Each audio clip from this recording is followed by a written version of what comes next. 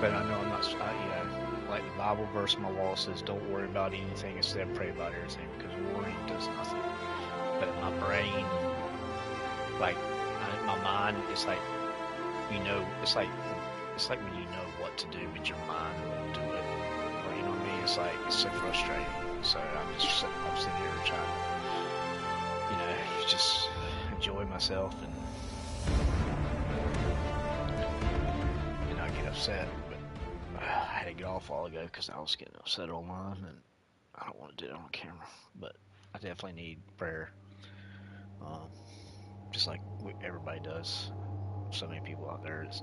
I've had 3 friends actually die of cancer in the past year or two, and it. I'm gonna lay it out there to you as a military veteran. I learned so much, and as a Christian also,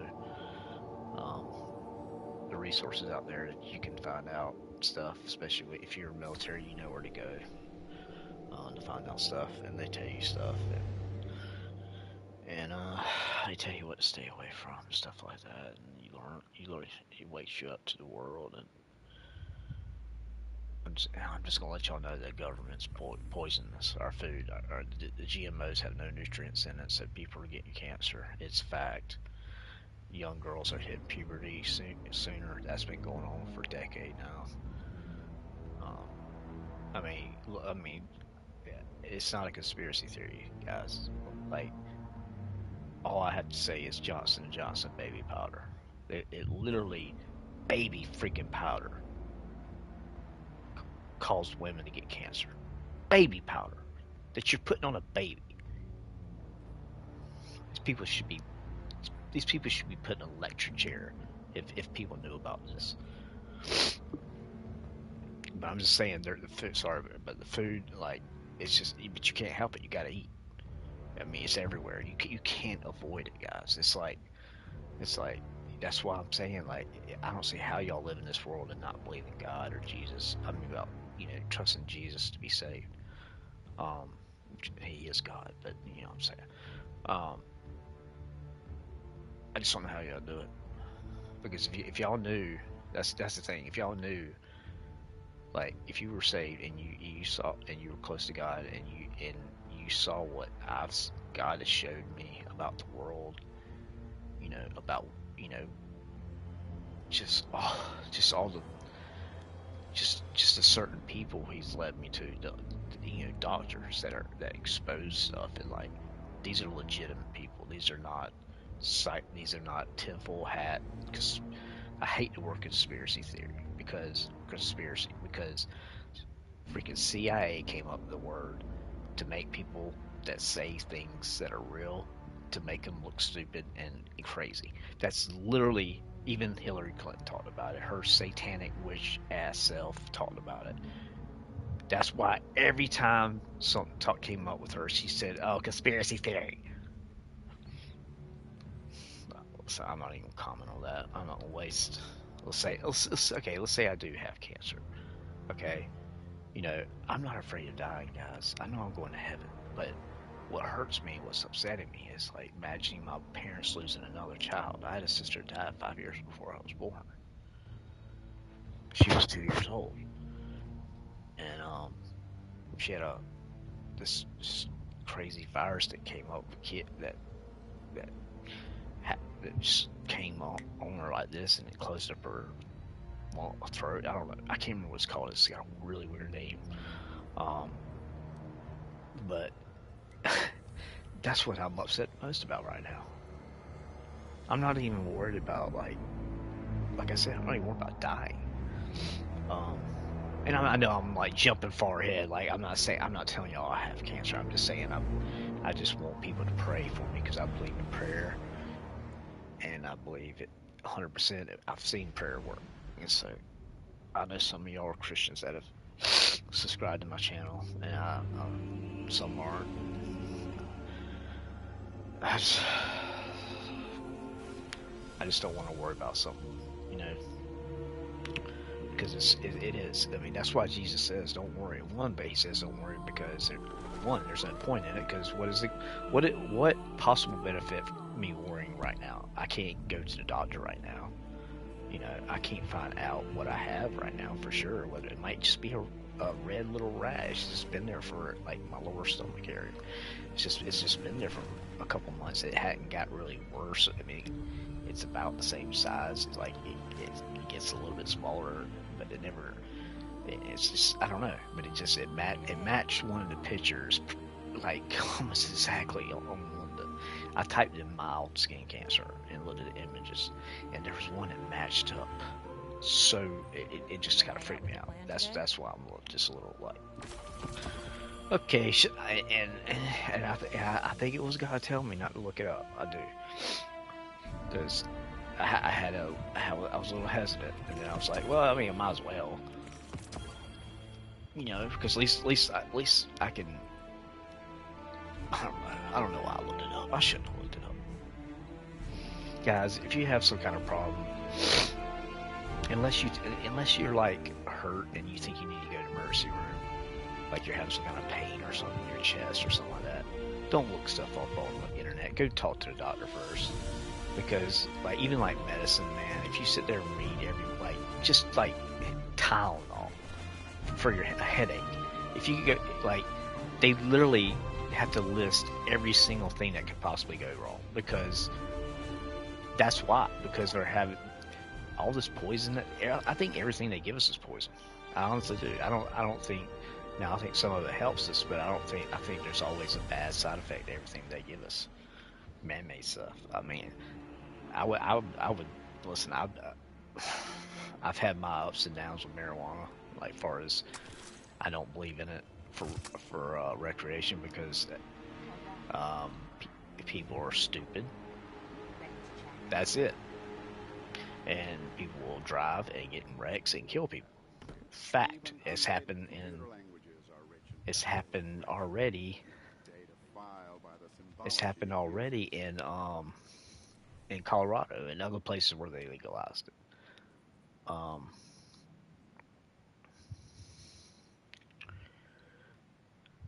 yeah, it's just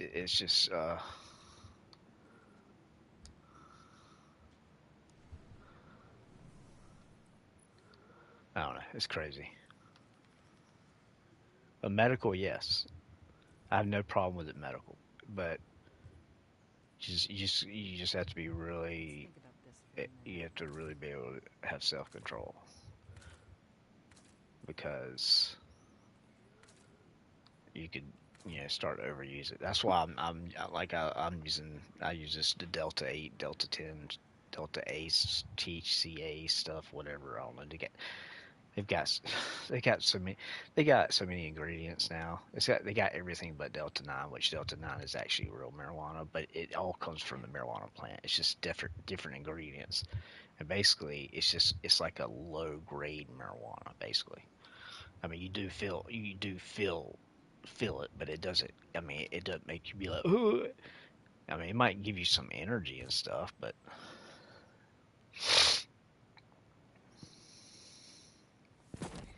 that's it. I mean, I don't know. I mean, everybody's got to make their own decisions about that kind of stuff. I'm not gonna tell it. I don't tell people what to do with themselves anymore. I'm giving up on that. If people wanna be potheads, and I know what happens. I was there. I smoked for six. Like before I went in the military in my early like late teens and early 20s. I was like I didn't join the military. I was 25, but like my early teens. I mean, I smoked weed every day. Every day. On my days off, I smoked it multiple times every day. But when I was in school or working, of course, I didn't smoke it as much. But I don't know.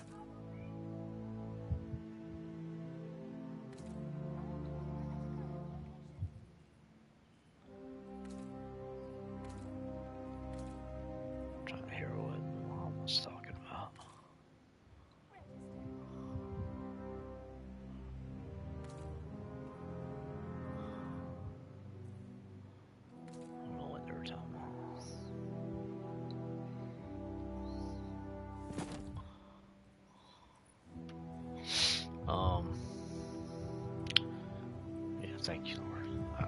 See, I can already tell. I can feel the Lord like calm me down. It's amazing.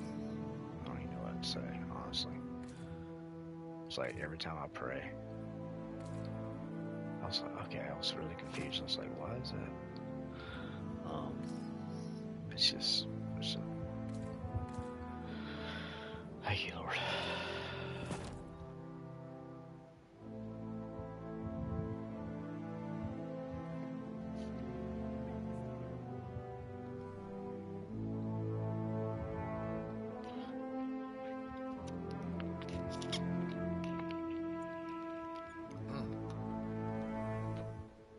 What do I can do?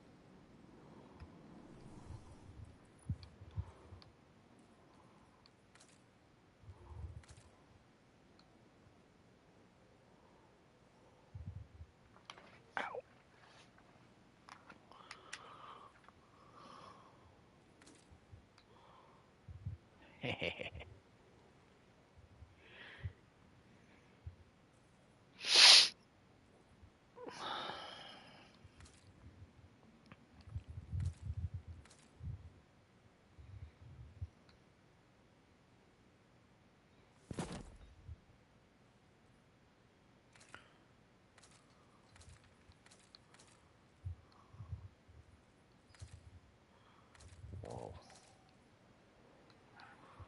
I'd say that one is cool.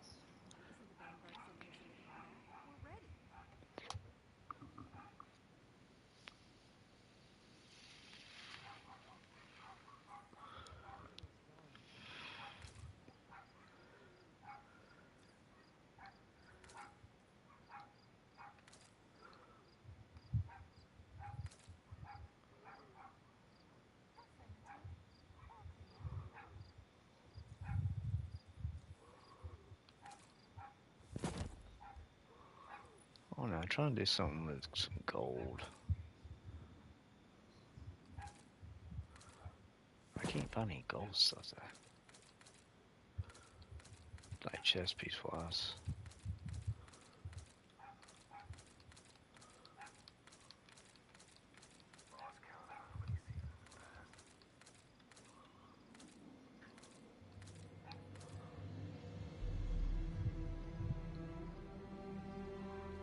That's definitely interesting. Ooh.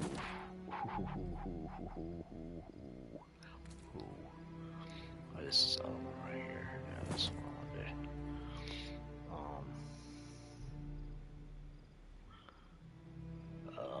Let's see.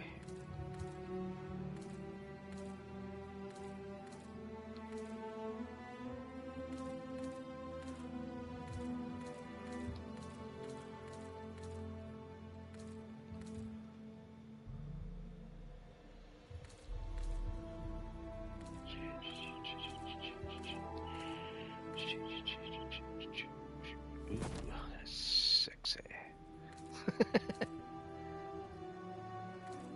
See how I'm feeling better now? I'm telling you, man. Like just praying and going to the Lord with your problems. I mean, he's always there for you. I mean, you just putting your mind on him. And it's not a self-induced thing. I mean, believe me.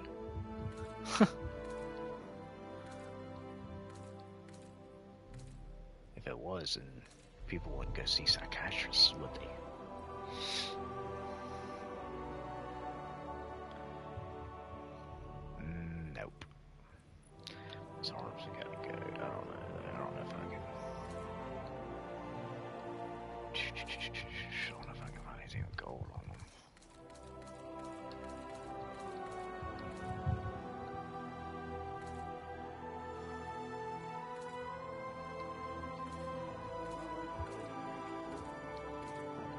nice looking.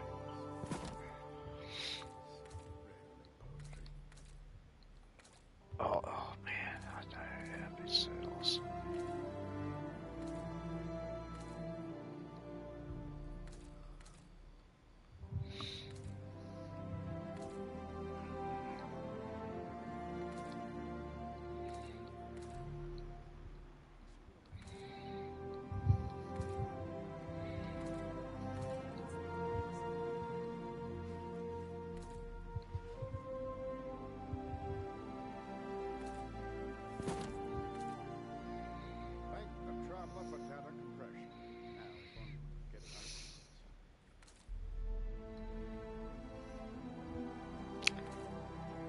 Sucks. So it's not the same.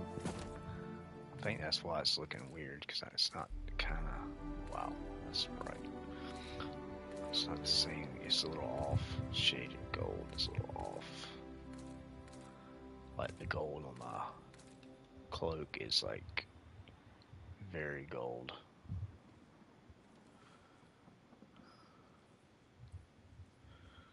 Yeah, that's the period decrease.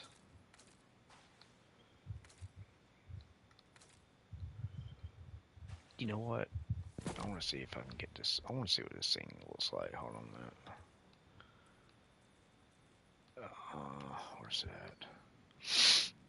Gambit. Or dead orbit, sorry. Gambit. I don't know if I have this. I don't know. Let's see, I don't know if I have it. I must document all I can remember. Let's see. What are these arms called? Arax.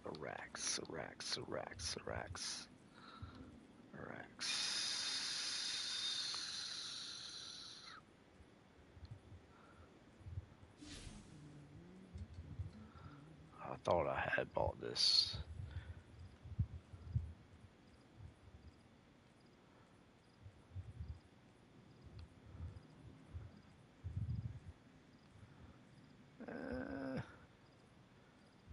No.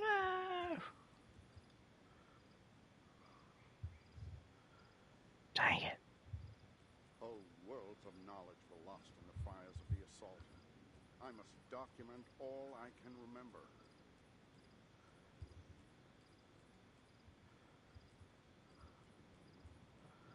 I could have.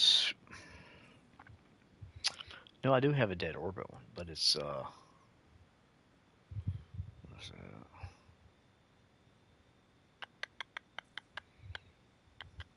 Right here. It's the anti-extinction.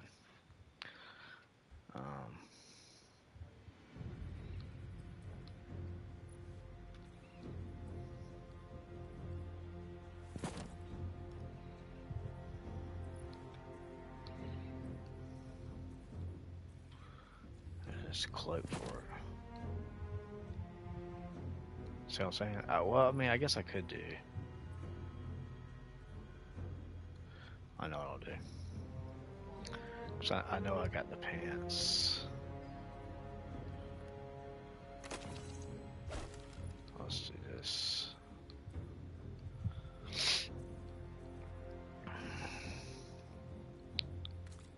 Right there. I'll do this. Let's see how that looks right here.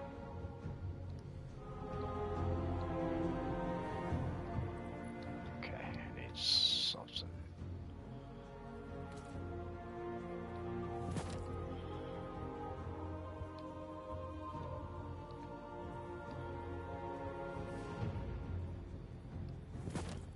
There.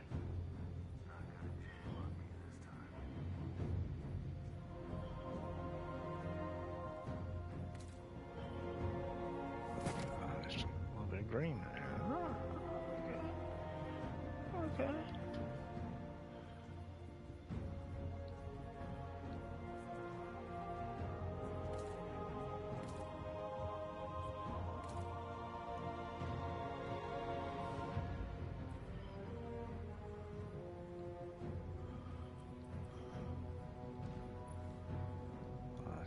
chest. I could do that.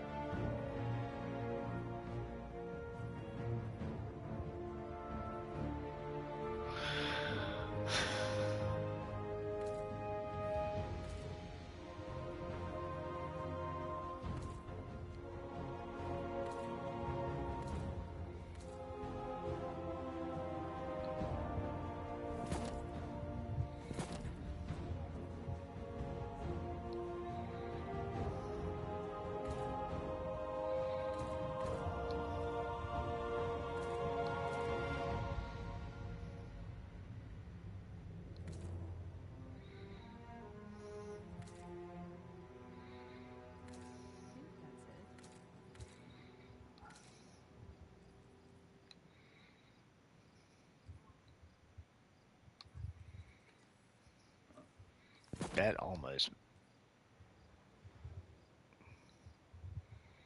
So it's got that gold right there. That's it though. That sucks.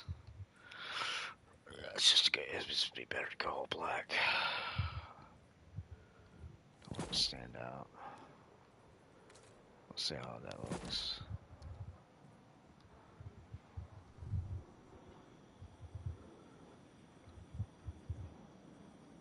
Oh yeah, that's true. I didn't think about that. It's white on the right here on the white on the cloak stuff. So I could probably do that. There we go. There we go. The schematics for this structure now. do not fill me with renewed confidence. Alright. I've been wanting to wear this Dead Orbit gear with all black, just like I don't know. I can't believe I had to, because I love the design, the green and stuff. It's like the special Dead Orbit gear. I don't know how I even got it, but I think I have the chest piece. But I thought I did. Let me say something.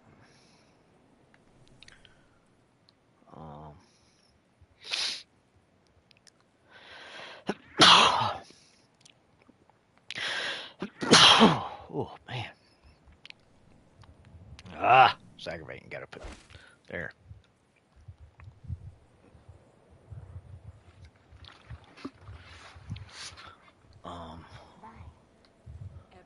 Wait, what? The heck's going on? Oh yeah, green. Oh, that'd be cool. The green. No, not even close. Nope. No. Closer. But no. I'm gonna do this. I think I'll do that one. That's too wonky.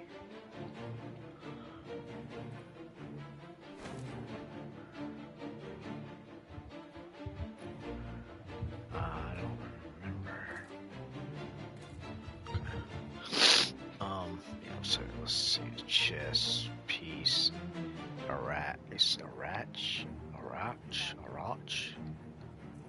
So it's called Arach. Dead Orbit.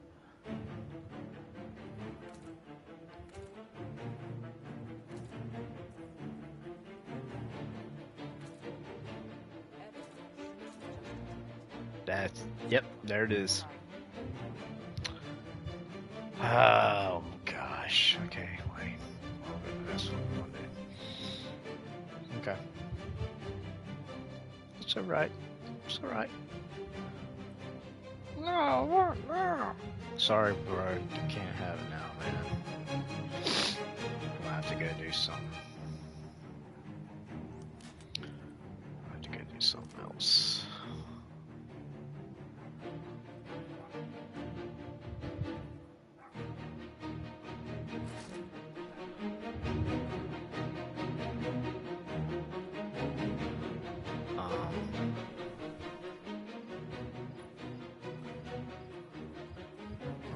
I mean, I could do this.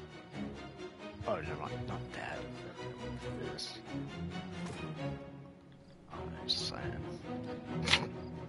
Alright, I need to go to... I need to go to... I'm sorry, but look how slick these boots are. They're like... Well, you can't tell. They're like shiny, like platinum leather. Like my dress shoes. My dress outfit. Military. My dress, you know. The picture right above me. The proof, my proof that I was in the military, because nobody believes me. I'm just joking. I literally, one guy said, he's like, that's not it, that's just not, you just put that picture up. I'm like, bro, are you that stupid? I went and got my certificate, and then I got my ID. Just fun of it. I was like, anything else you need? You want my DNA sample too? I was about to say, you want me to go get my DD-214? That's your paperwork when you get out of the military. Well, it's paperwork you need anyway. When you're pretty much you like you'll have sometimes you have to use it even after the military at certain points. Sometimes in certain jobs, like you have to anytime you need in a job maybe get a a better job. That require sometimes jobs will require you to have your DD-214. Sometimes they won't. It's according to the like when I worked in the nuclear plant, they wanted my DD-214 to make sure I was legitimately a military veteran. You know, because I mean, the armed nuclear security is very seriously. We had SWAT training. I had more serious training there than the military. I mean, I carried an AR-15 slung on my back for 13 hours a day, and Beretta FS 92 FS on my. We had this leg holsters. I love those leg holsters, man. But I'd probably get some.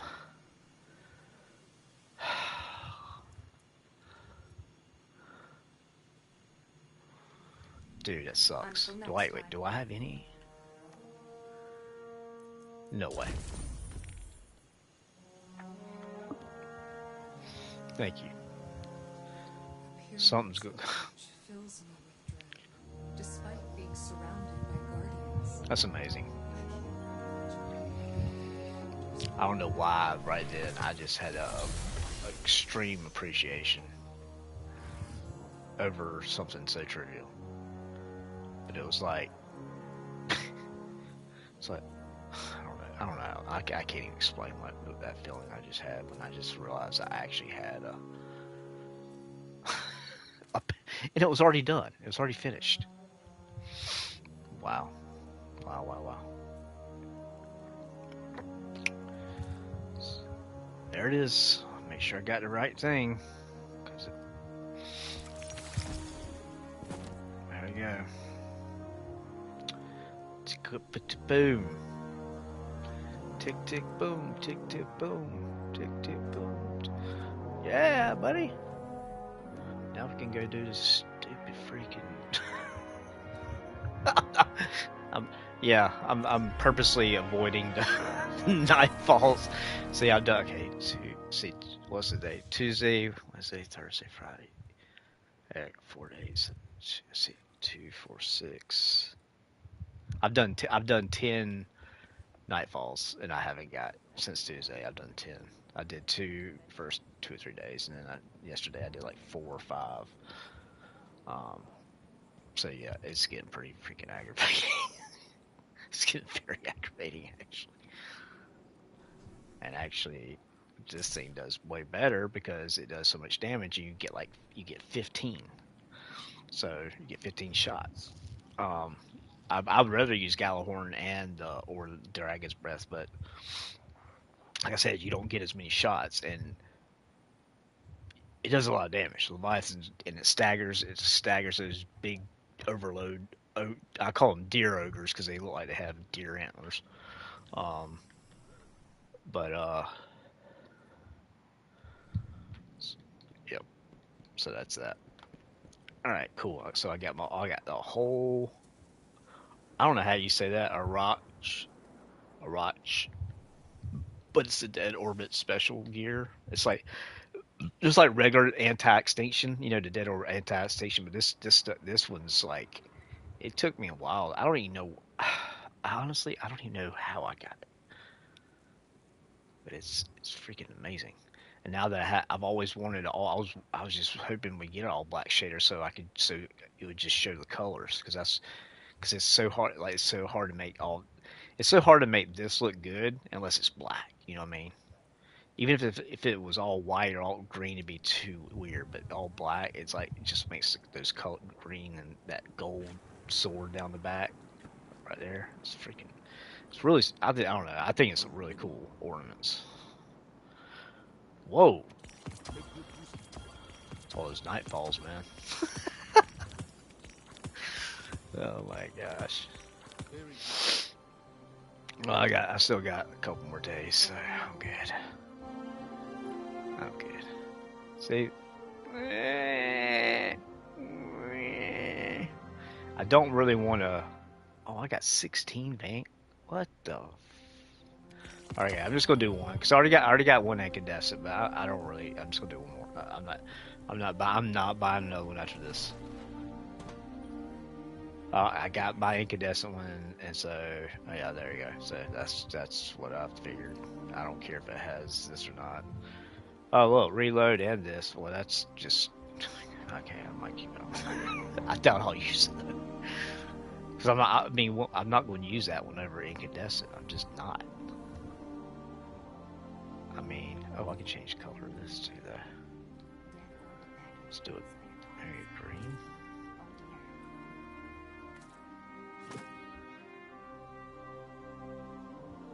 Oh yeah.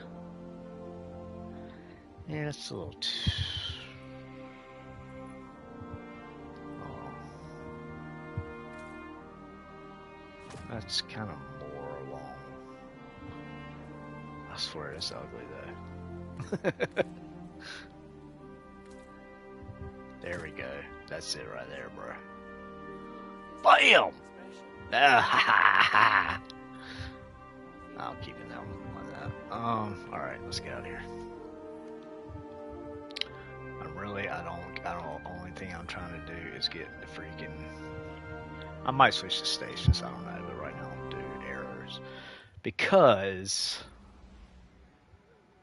I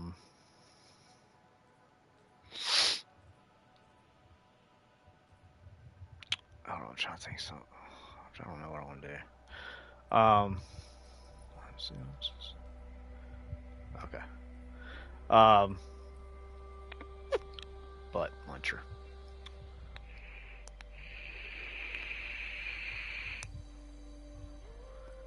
Oh, I need to look for the helmet too. I forgot about that. See, I still got 2 more, so I'll do 2 more crucibles. I might go do the 3 comps so I can get the rose, a roll of the rose. Maybe the sniper. I've given up on that sniper, man. I need to see what the Mercury or whatever that sniper is with the crucible. Like, I cannot get a freaking Vorpal, or I can't get a PvE roll. Like, I mean, it's like I'm getting really good, and it's a good sniper. Like, I don't mind, but it's a high impact, so I want to use it in PvE. I've got plenty. I got Supremacy. That's what or the new one. That new sniper is amazing in Crucible. Despite our best efforts, the Lucentire have stockpiled a significant amount amount of light. My scions cannot predict the Hive's plan. Only that it must be stopped. I'm just wearing this helmet. No arguments No, here. I'm just wearing a worm husk because it just gives. Oh shoot! I forgot about to say.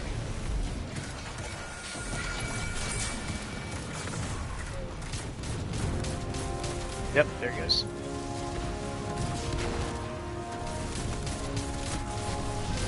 What else do I have?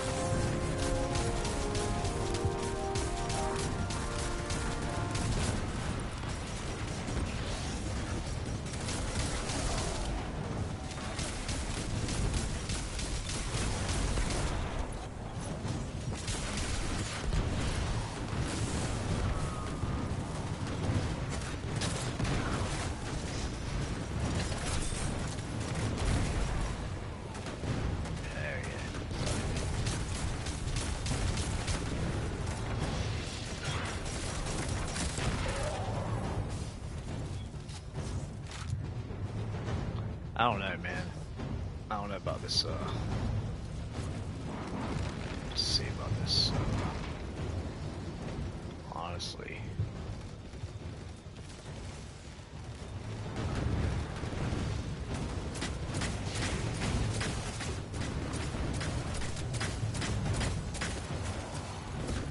This one hits way harder, it's just, yeah, that. What's wrong?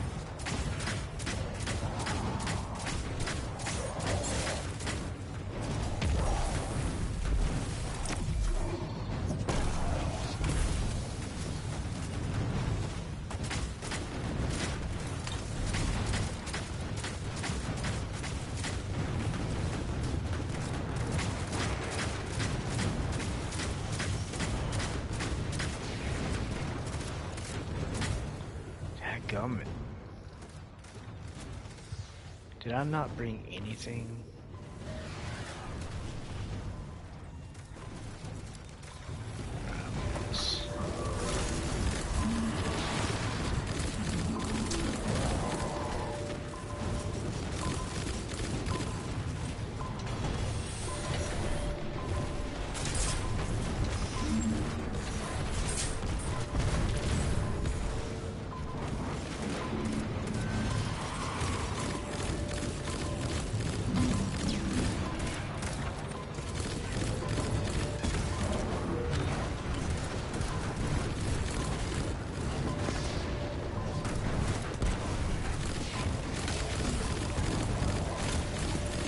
Okay, screw this.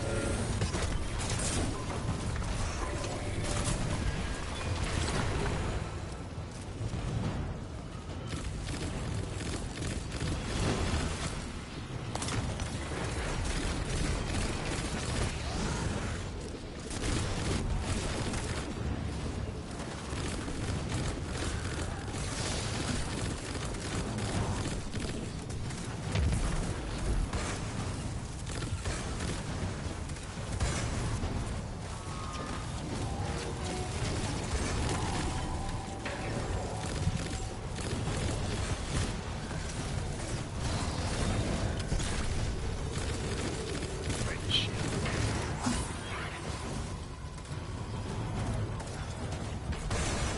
Dude, what are you worried about that thing over there? Yes, I got you. What's our teammate doing? He's like way off in Neverland.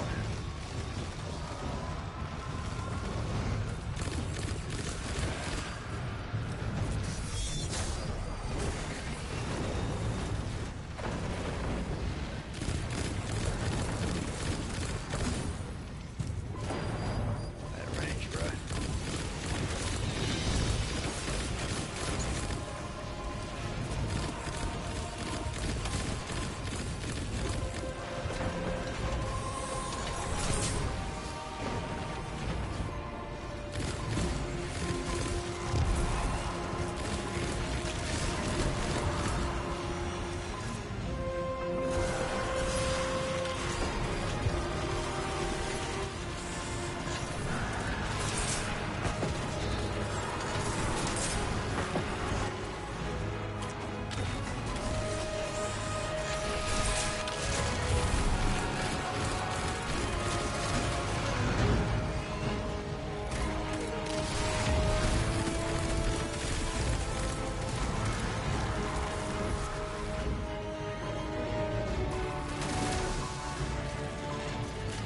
This is not very good.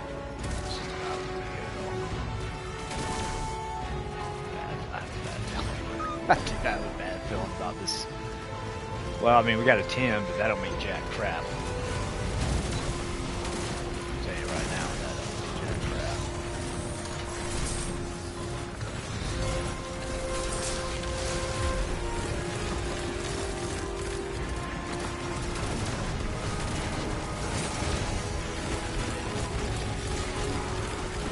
Bro, what the?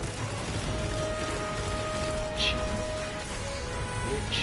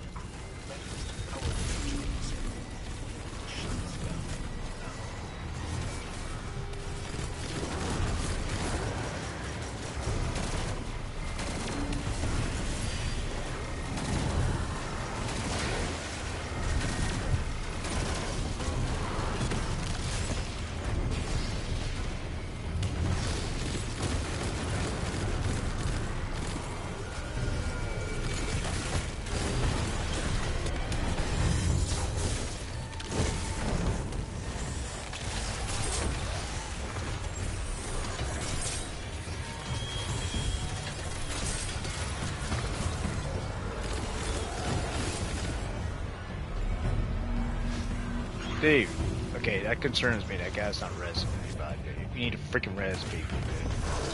Don't make me get on the mic. Not, dude. It's the only thing right now that really probably would aggravate me is people don't res. Other than that, I don't really care.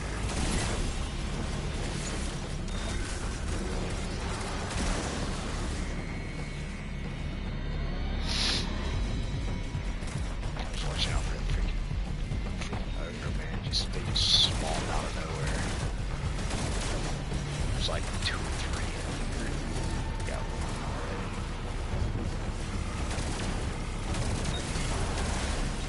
Ah, there he is. God bless.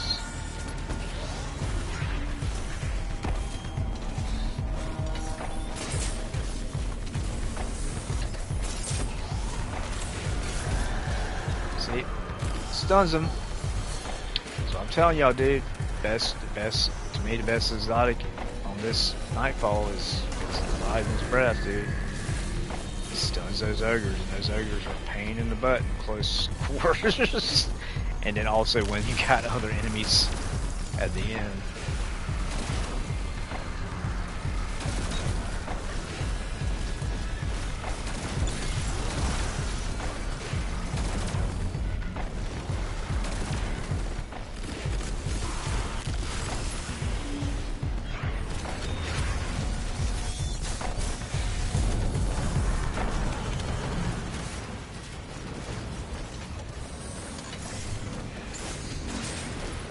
Dude, what the heck, bruh? I said I wasn't gonna die.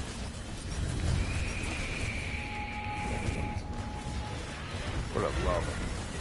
We got a 6 here.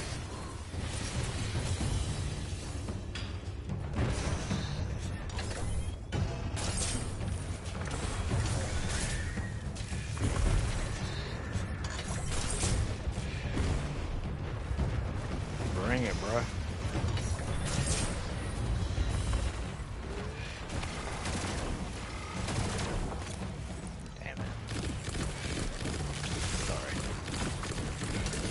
Dang it. I need some ammo, dude. Like, this is special ammo, please. Oh no! There, take that. Let's have that. Okay, yep.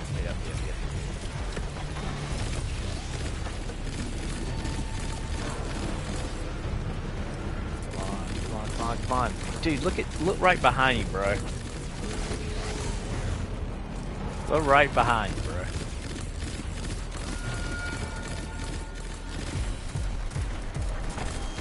Thank you.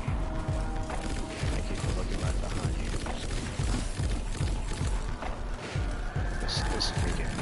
This freaking, this sidearm just came in clutch so much, dude. This stasis. 42 rounds. Good, pretty high end. Actually, really, I would say an average good impact. Let's see. Good numbers. The range is a little further than it looks, but I'm not using it for range. If this thing had like max of a lot of range, it would be OP, dude. It would just be like a hand cannon, basically. High damaging, fast firing hand cannon. 42 rounds, yeah, like a hand cannon with 42 rounds in it. Okay, this sucks. I don't have any heavy.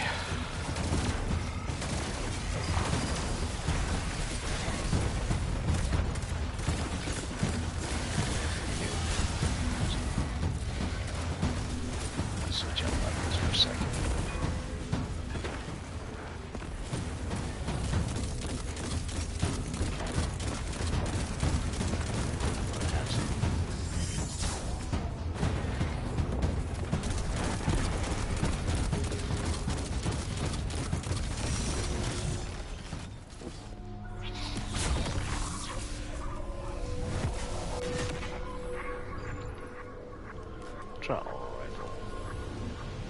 I'm not really worried. I just need ammo. If I have heavy, I'm good, bro. Like, if I have heavy, it's all good. I don't even use.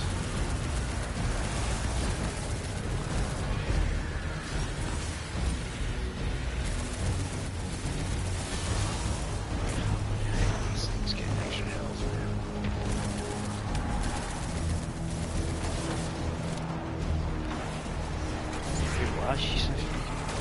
What is, dude? What is this? What in the heck, bro? It's like a regular red. She was acting like some kind of special forces. Like, what the heck, dude? How are you already dead, bro? How are you already dead, man? Jeez.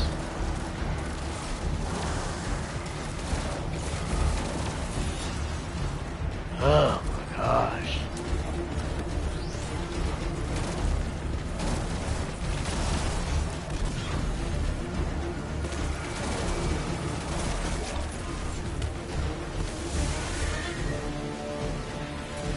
Dude, just stay safe. Just stay safe. Stay there. Do not shoot your...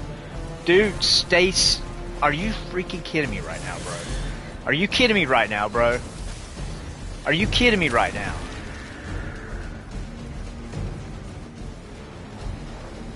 Dude, who does this guy think he is, man?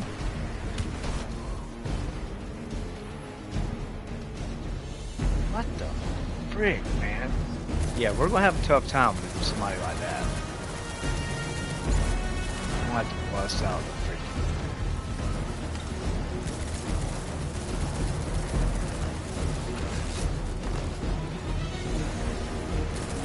No, I mean, you just, dude, you don't. When you're the last person alive, you stay safe. That is your job. That is your own. That is the only job.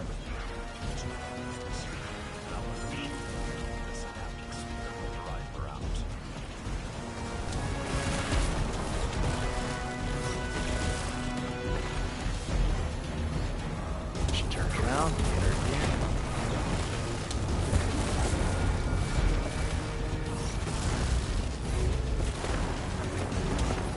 Okay.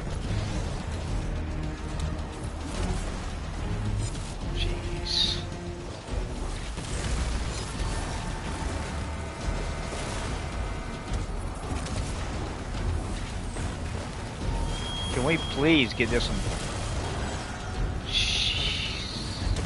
Somebody dead again? I'm so sick of this freaking... I swear, bro. I'm so sick of this daggone... I'm so sick of this, bro.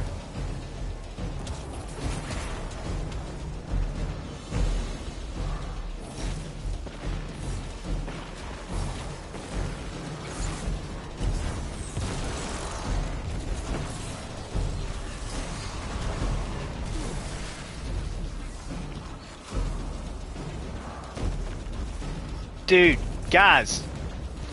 Oh my gosh, bro. Oh my gosh, this guy's killing me, dude.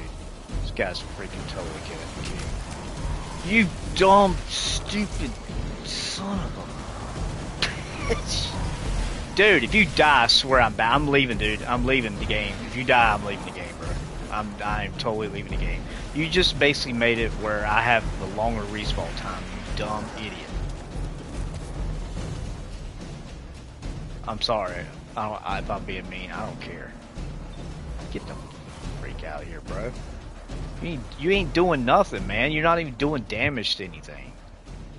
Just picking your freaking nose.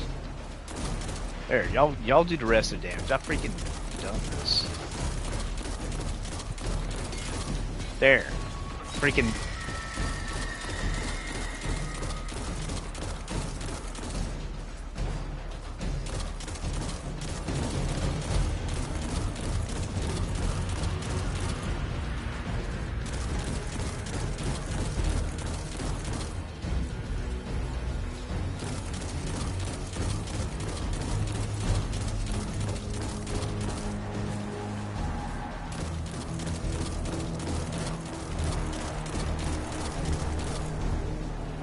trying to keep the ads off of them.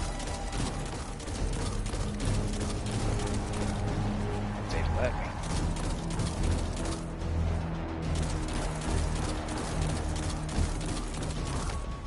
Guys, just focus on him, please. Jeez, man.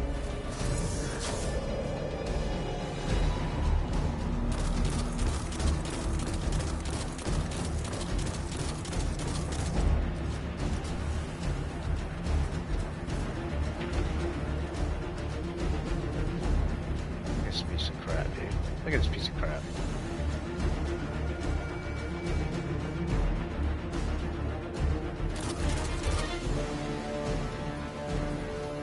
I can't even shoot it, bro. You gotta be kidding me. You gotta be, I hate this. I hate this guy. This boss so much.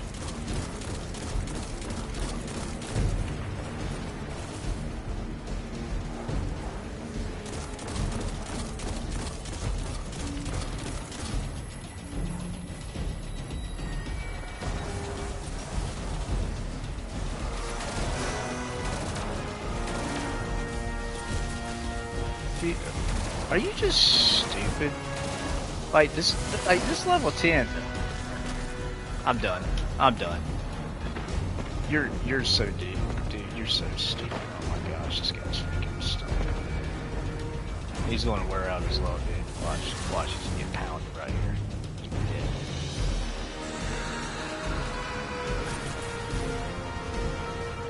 This is ridiculous, bro. I'm sorry.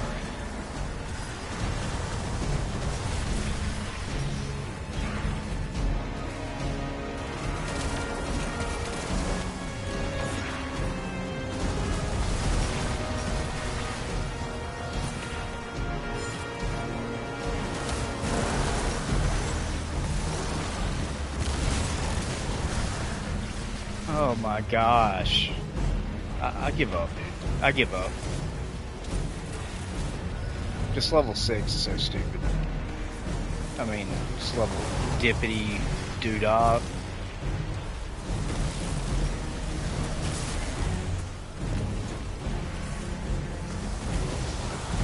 Oh my gosh, what are you doing, bro? What are you freaking doing?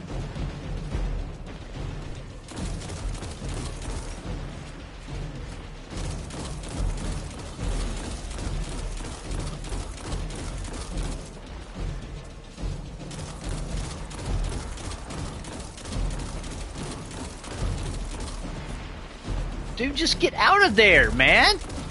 You could shoot at him across the other side of the map, you moron! What are you doing? Oh, did he die finally? Oh, what a pity.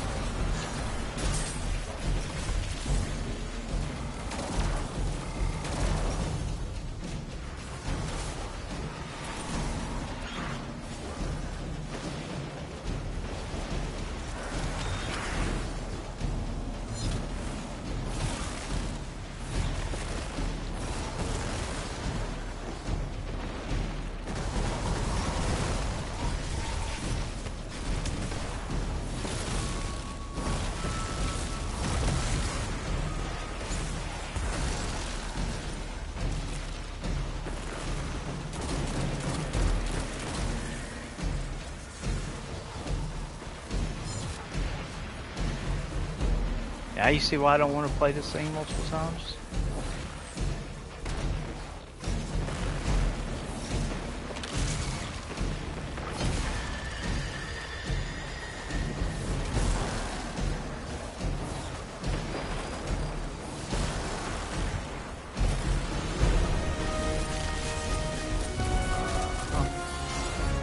Exactly what I thought.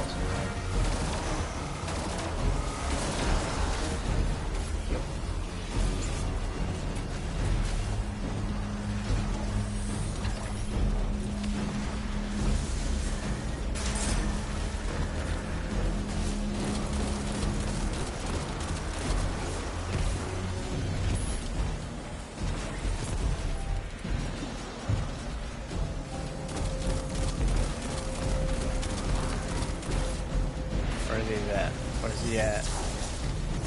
Oh my gosh. Oh my gosh. Yeah, I just did that. Shut up.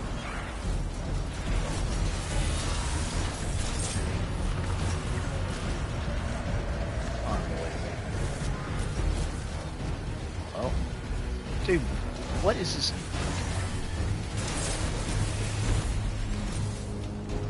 How is he getting held back?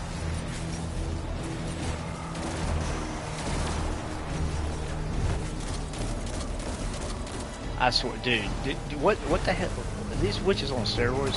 What the?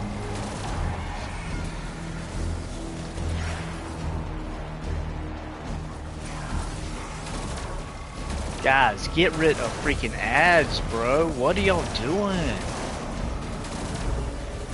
Y'all that stupid? No, I'm not dying again. Screw you guys.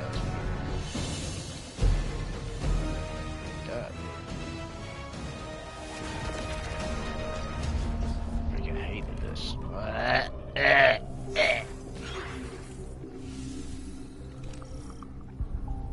the hell is this? It never stops, does it? The hive are relentless. Even with I swear, dude, I'm done. I'm so freaking done with this crap. I am so done. I am so done. because it changed you. So done.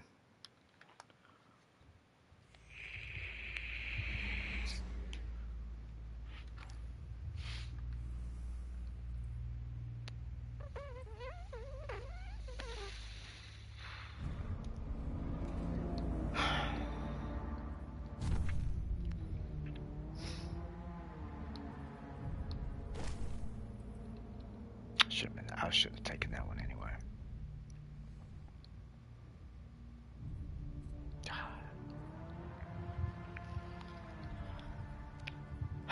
So aggravating, bro. So aggravating.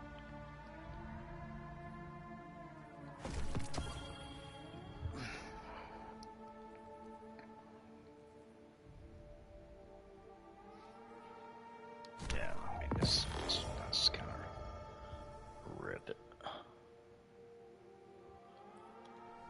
It's just this freaking, oh my god, this wizards, man. These wizards are horrible. Yeah, I could do that. See, I don't like getting close because they like.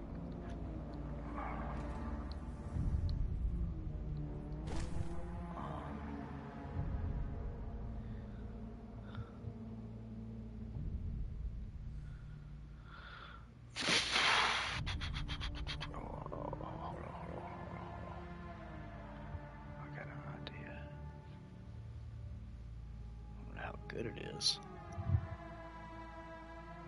Ads are an issue.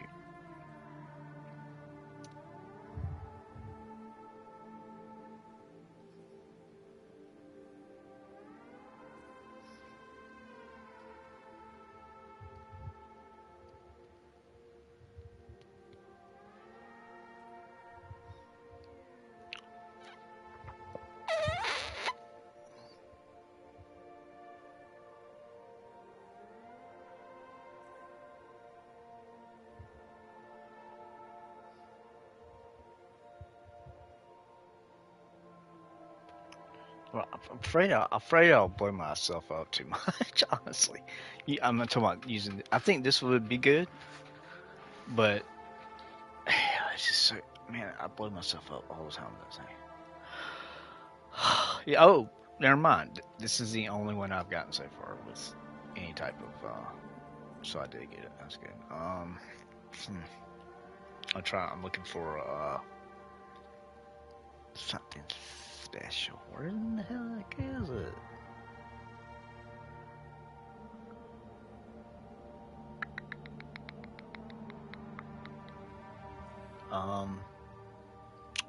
Okay then. That'll probably be.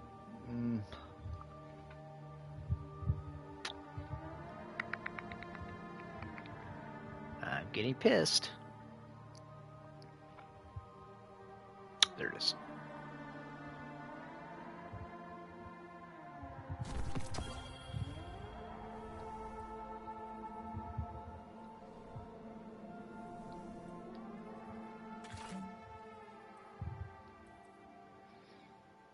Phew.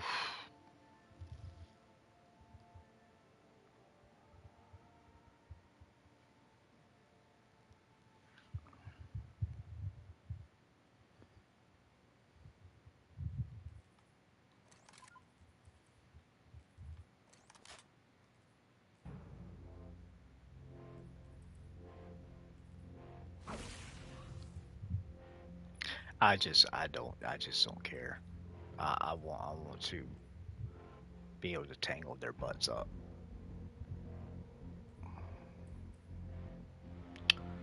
Um,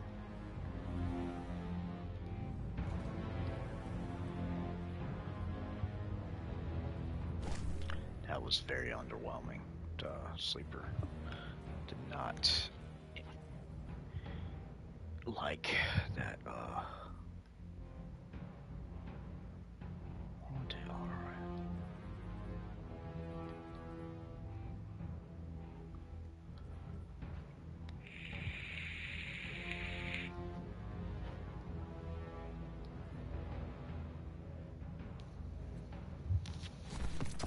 It's a possibility.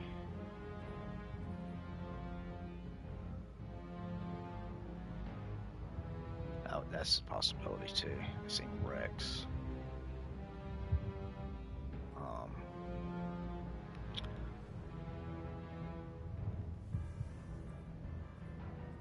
Uh,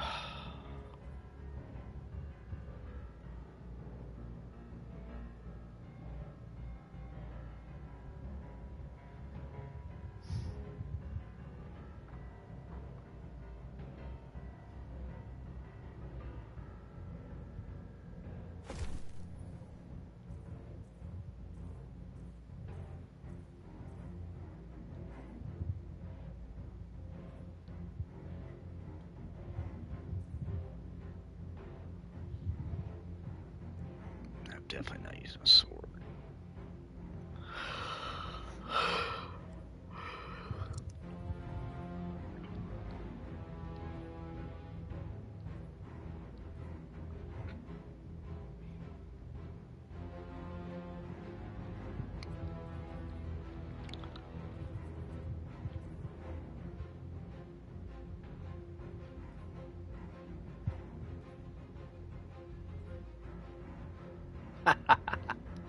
Ah.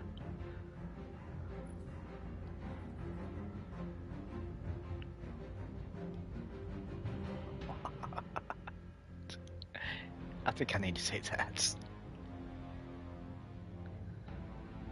The only thing bad about this is you have to stand in front of I'm thinking about the deer ogres mostly. Like you have to stand in front of it. So that's why Leviathan's so good because you can just pop him and it stuns him. And I just don't really want to stand in front of him. That's the one I was thinking about right here. Oof, oof. That might do some damage.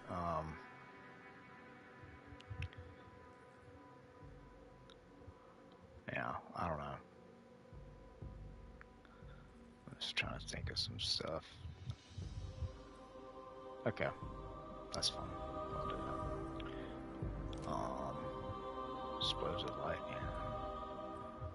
Well, that's what I need.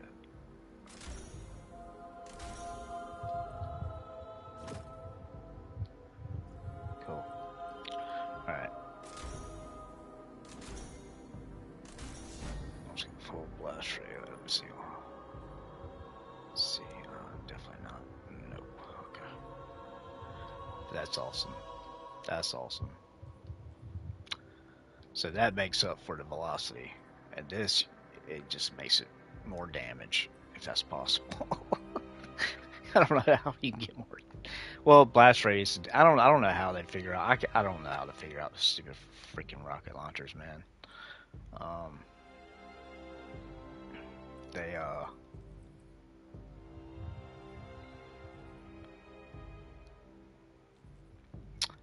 don't think I'll stick with that because that definitely helps. Wait, what's my move? Resilience is looking sexy, but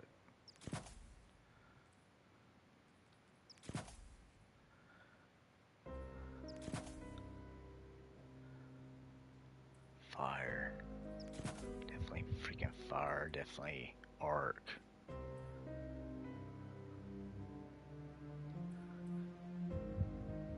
Void sucks.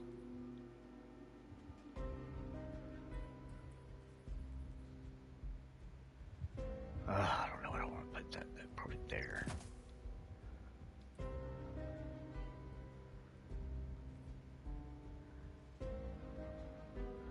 Let's see. Alright, let's see what this says.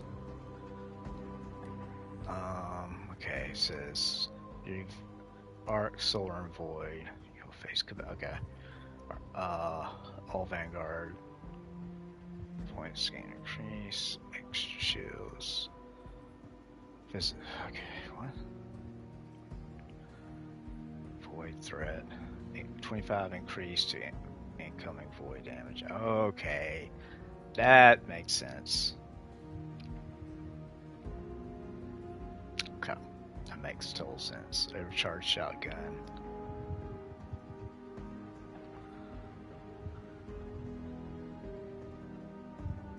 Okay, that's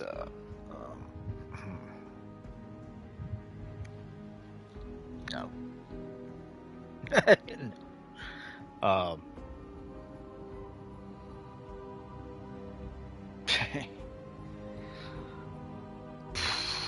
Wow, okay.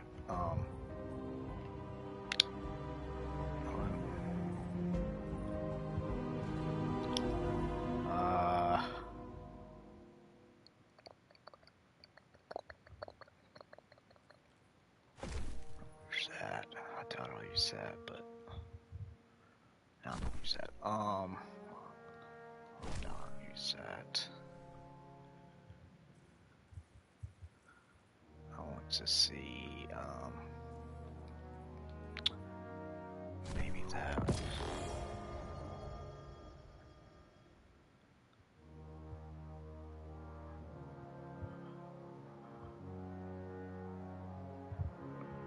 Yeah, that's definitely a possibility right there. I forgot about that. And a shotgun.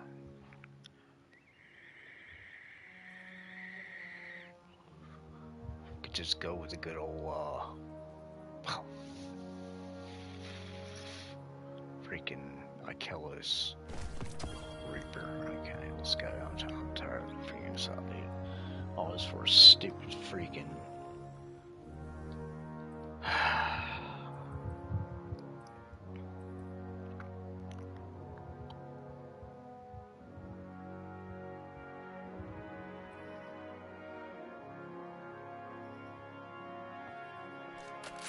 This thing just eats ammo, dude.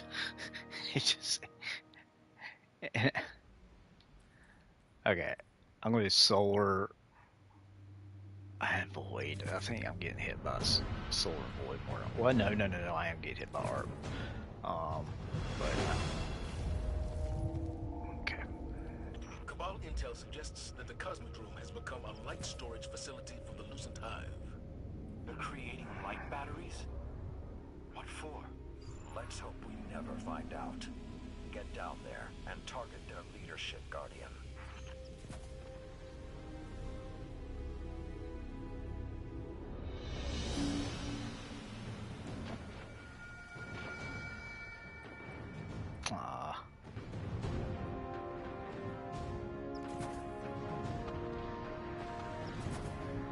Yeah, I want to heal up. Let's go.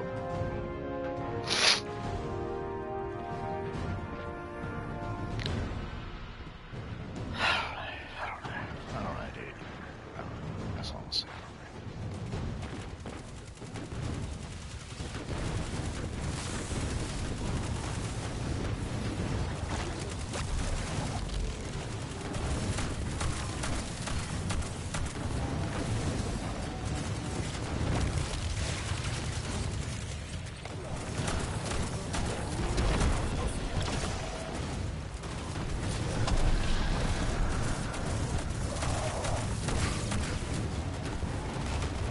Hey, dude, does anybody on the team have anything besides me?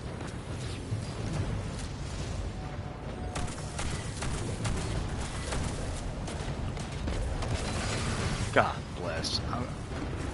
If y'all don't, if somebody, okay, fine. You stupid people, stupid freaking people, man.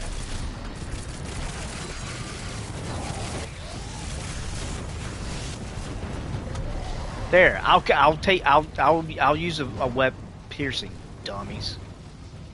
Ruin my freaking loadout now. Idiots, man. Wow. Are you really that bad at shooting?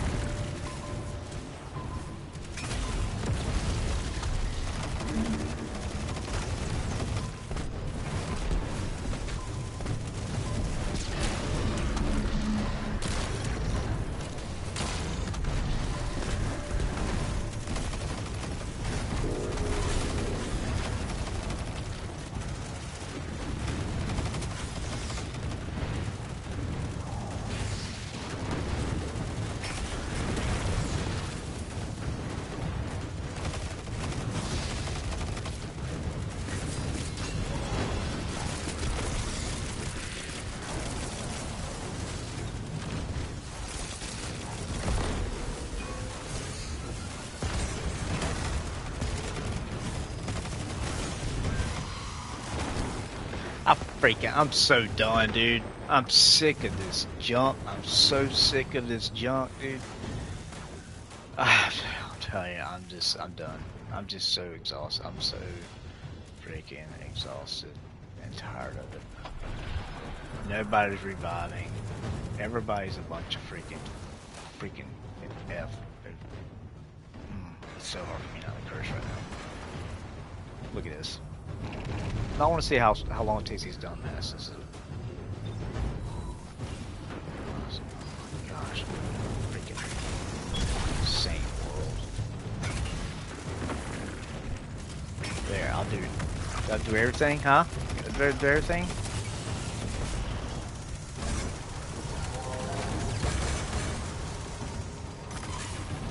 Touch my strand ball, I'll freaking leave. I'm not serious. If they touch my strand ball, I'm not playing. I'm serious. I'm not playing, dude. That's my main thing.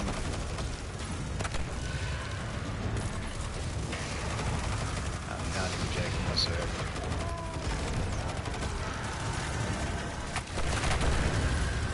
Don't you dare grab it. Don't you dare grab it.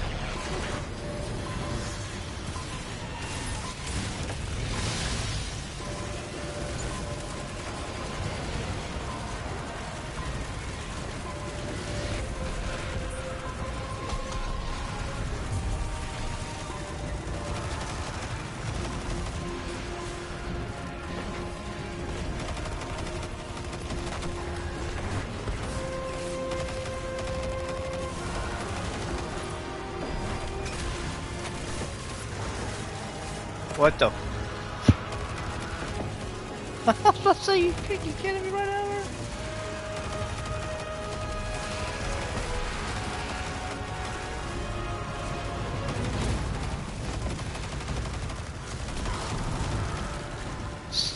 This Quicksilver's awesome.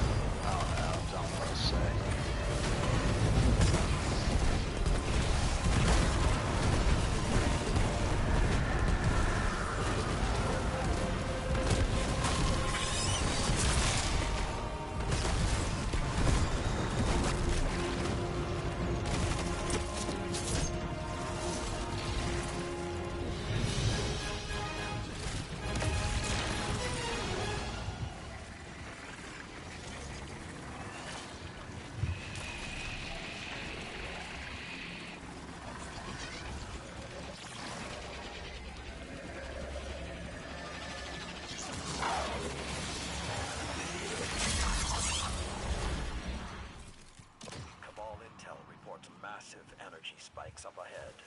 And you get a grenade launcher too, and it's strong. That's what's awesome. It's like 2 in 1. It's amazing.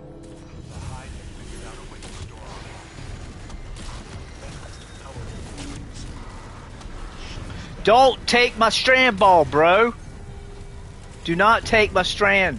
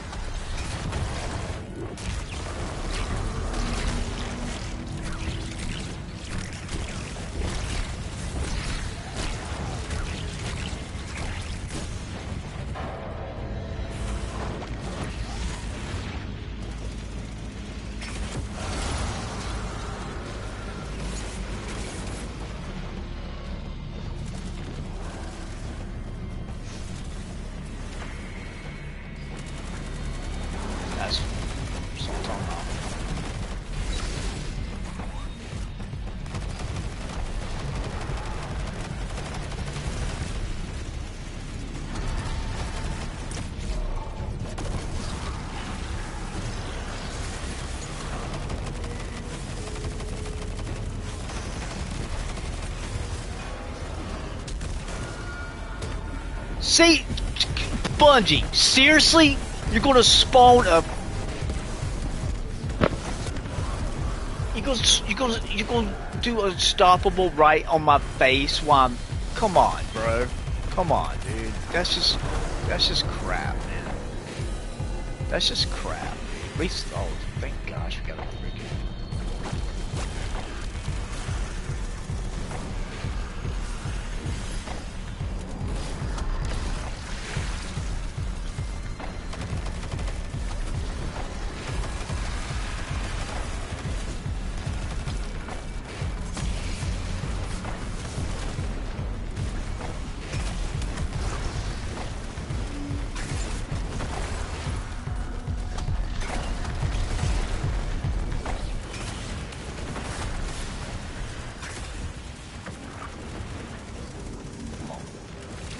I just don't care anymore, man.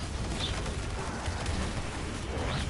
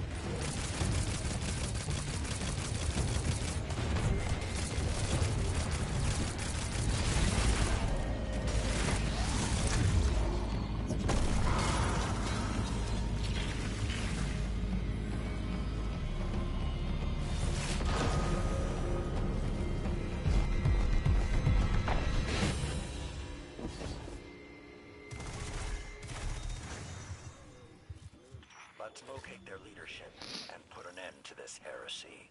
Savathun had all that time in the tower to plan. Gosh, I don't. This is gonna be another strike I boycott from now on. I've had to play it so much. Like the corrupted strike, I don't do it because like I hate it. I hate that strike so bad. Like I don't hate the strike. It's just, I mean, when you've played it over 10 times and you haven't got just. I mean, it's not even a freaking exotic. It's just a freaking stupid idiot. Dude, what the? Just got. Oh my gosh, bro. What the?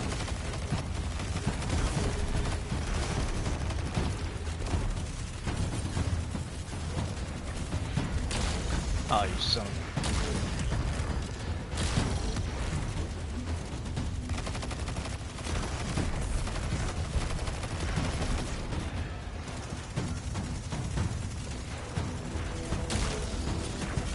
Are you kidding me right now?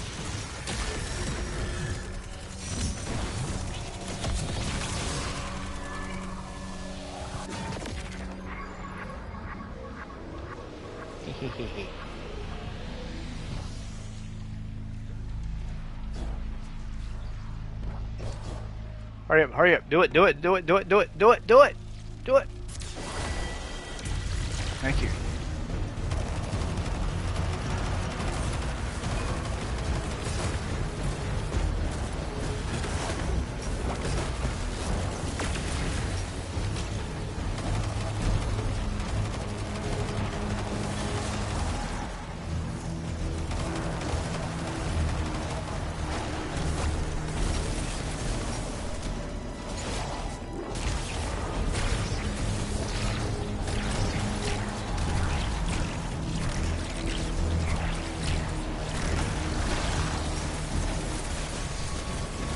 Dude, what the?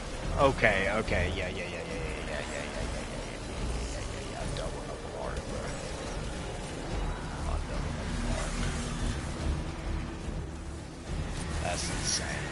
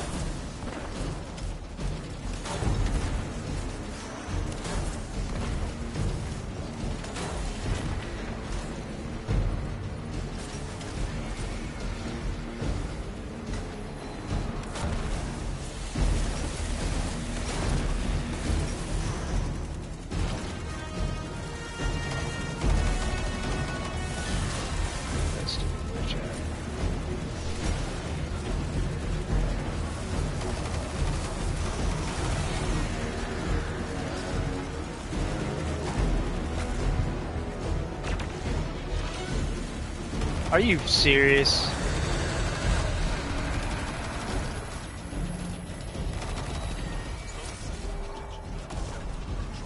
Bro, come on. Kill me. Kill me, Smalls.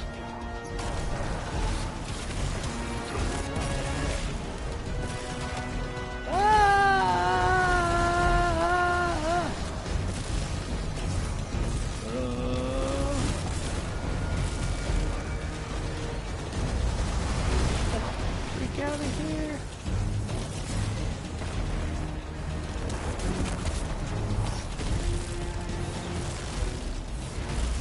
Hey, bro, get it up. Oh. Oh, shoot!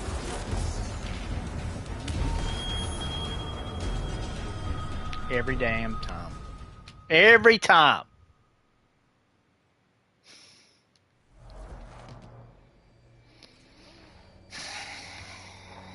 I'm really sick of this. I'm not. You know what? Bump the stupid. I'm about done. I'm about done. I'm about done. I don't know what to say, dude.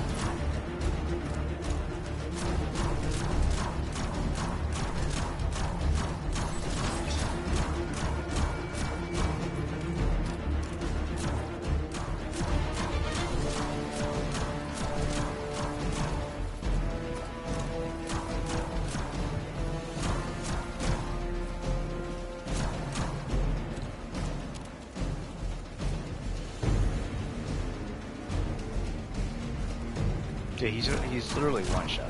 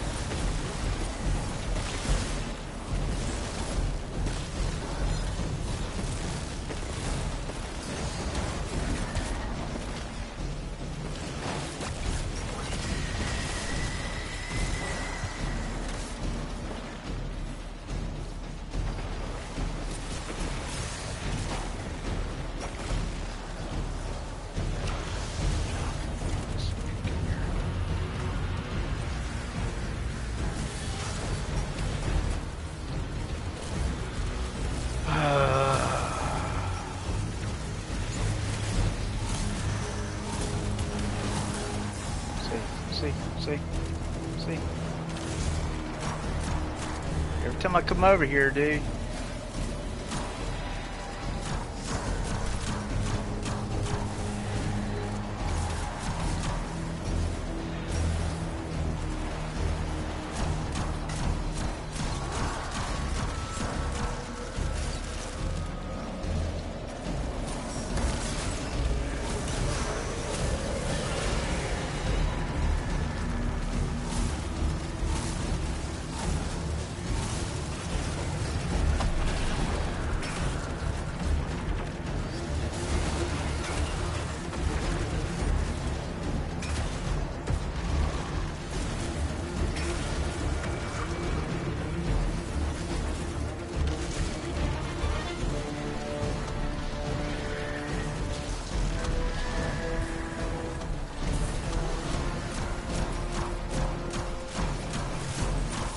God, like every time I get a freaking breath, dude.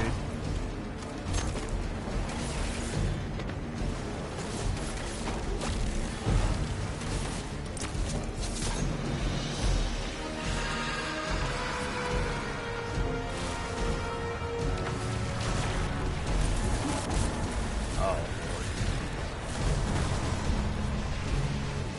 Lord. I'm out.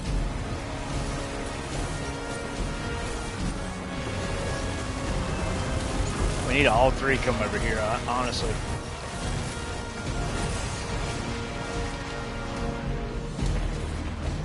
There's no freaking way, dude. There's no way in heck. There's no way in heck. Oh my gosh, dude. This is so freaking bullcrap.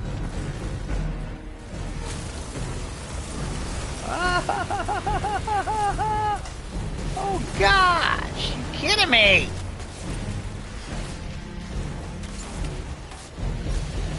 Dude.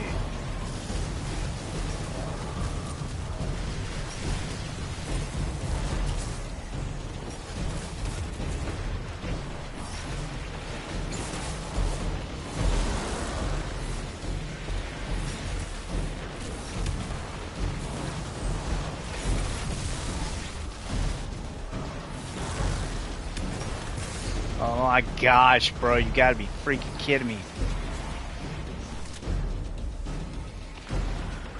Okay. It's fine. It's fine.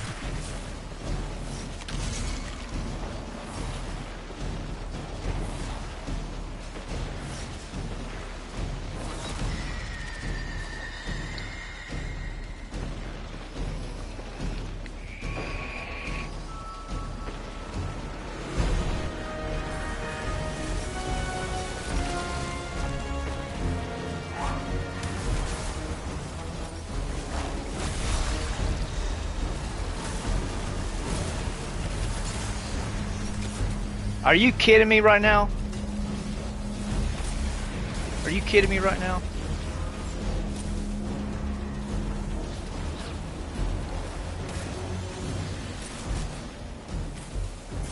Oh God.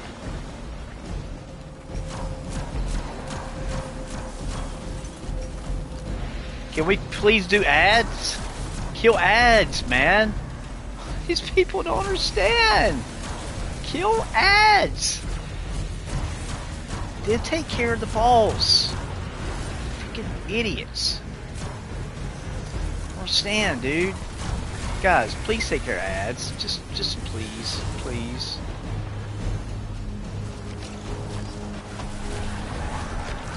You dumb. God, you're stupid. You're stupid. Why would you stand right in front of him?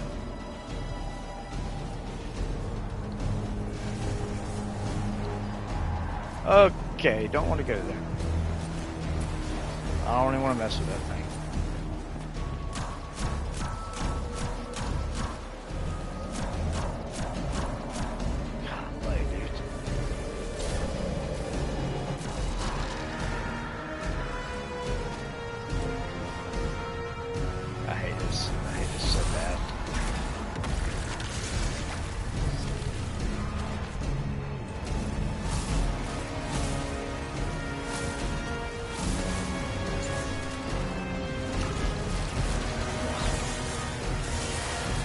Oh gosh, dude.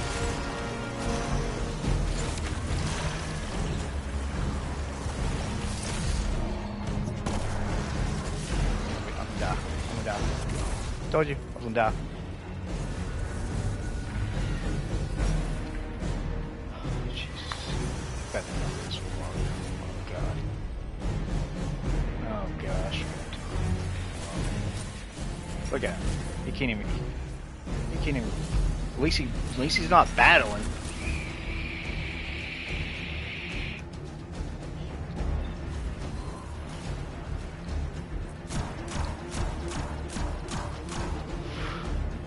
Get in the freaking open, you stupid piece of crap.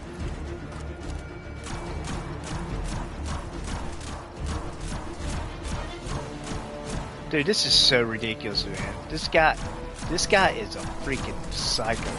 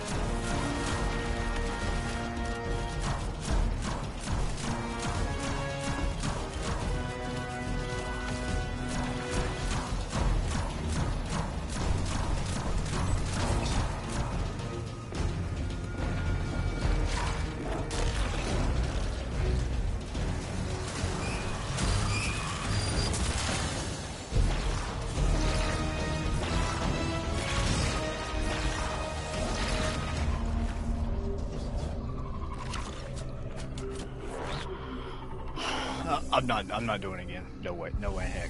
No way in heck. No way in heck. I finished the perimeter No sweep. way. There's no way in heck I'm doing it again. I think we can pack it up. I'm not I doing it again. expect your report to Nope. be personally delivered to my desk This before is a sundown. load of horsemen, You have a long dude. way to go to make up for what you've done. Yes, sir. Commander. Not one. I'm pissed, dude. I'm pissed. Listen, I don't care. That's like, oh gosh. Okay, I'm good. I'm good. I'm good. It's just a game. Thank you, Lord. I can't believe that. 12 times and I still can't get the freaking sword, the nightfall weapon, the slammer. I'm literally getting slammed in the face, the door shut. Every time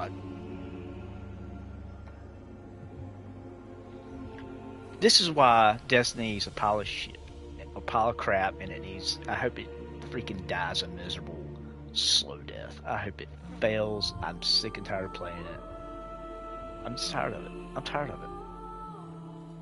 I really can't even think anything positive to say right now, guys. Like, it's ridiculous that I've done 12 or 14 nightfall strikes, and I can't get the drop on that pain in the butt nightfall.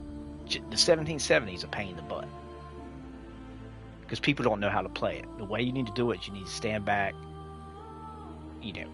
Go all three take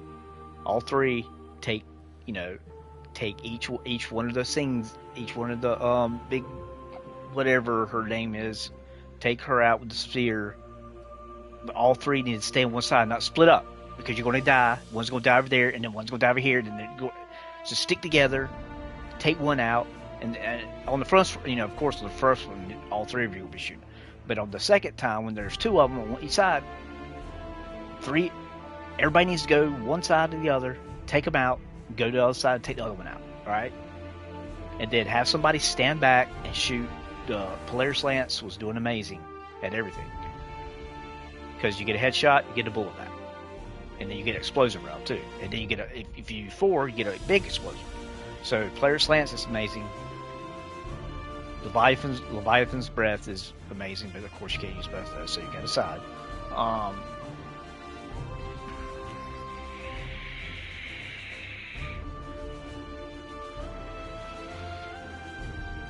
Bungie, the reason that okay, this is why I'm irritated. Okay, I don't care about this game. Like this is so trivial stuff compared to life.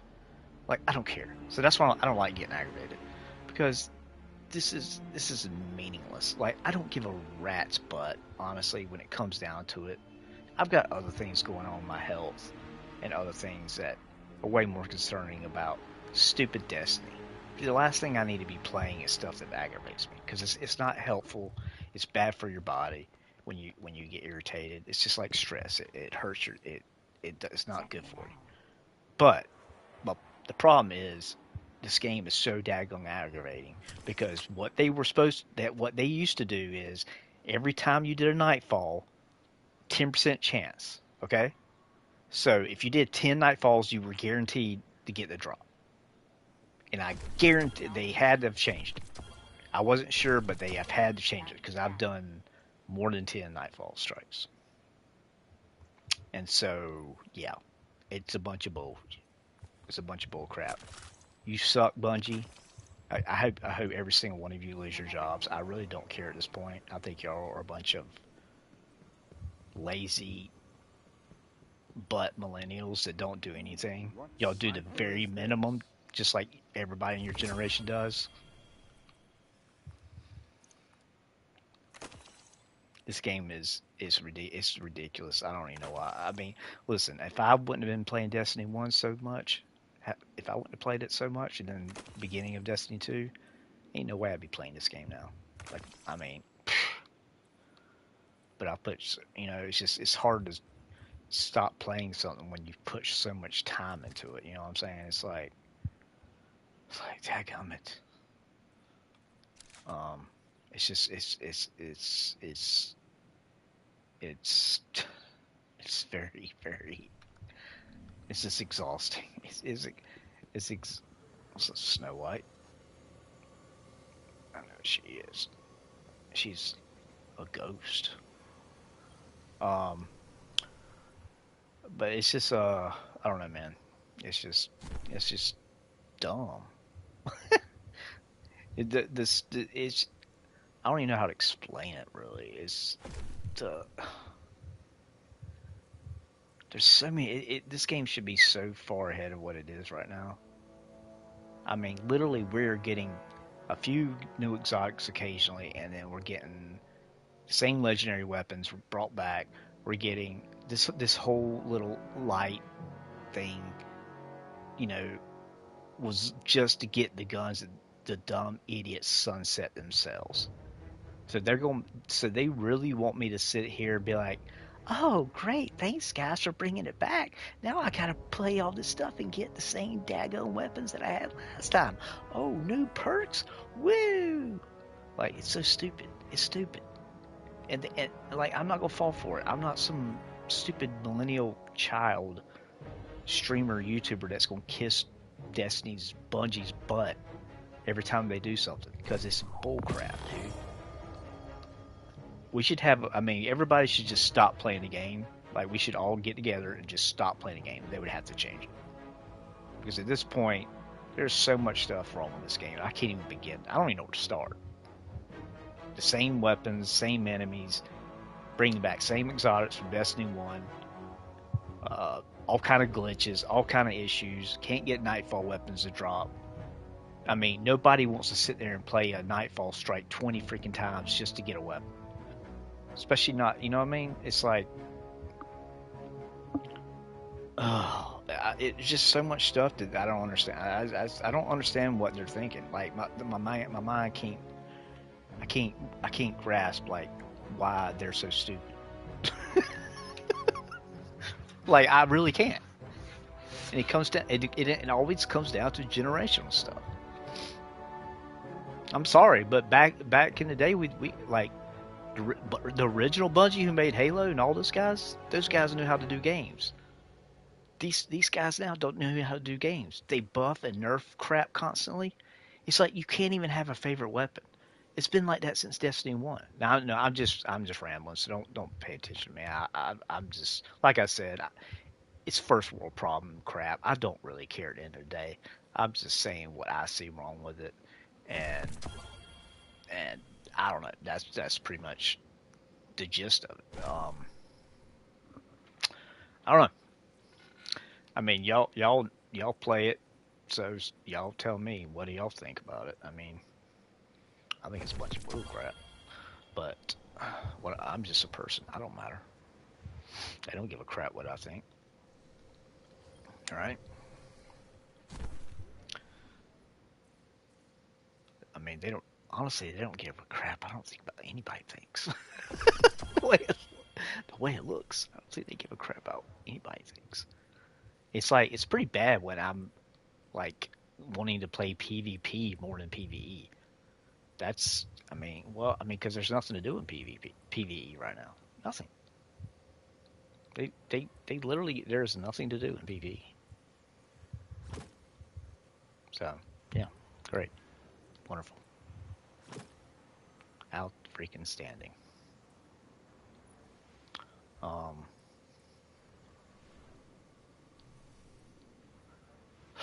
already know I'm carrying a sword.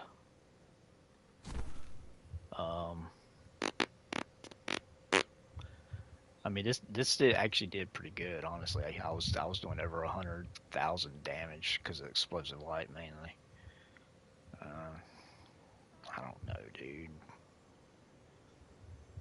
I don't need that. Thinking about, all about Winter Spike.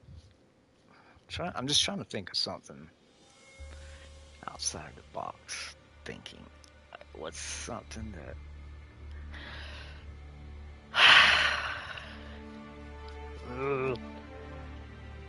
I mean, if it was Void,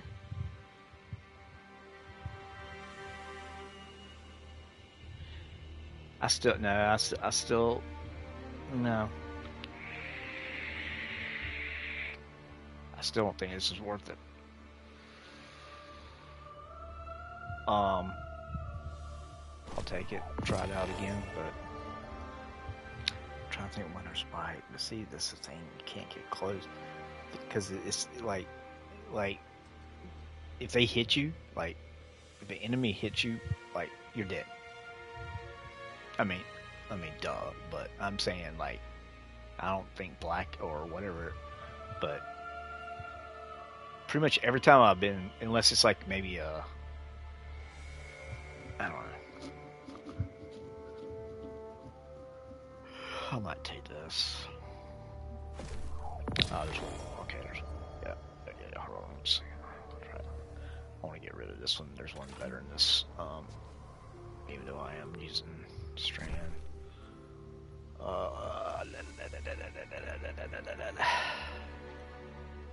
Yeah, this one right here is really good. Oh, I got permeability on it. Oh heck yeah, dude! It shoots 3 rounds, so it's freaking awesome.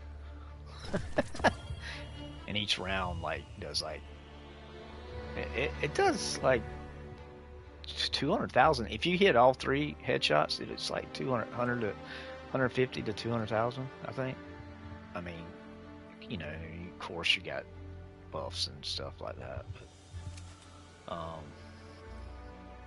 don't know, man. I'm just like,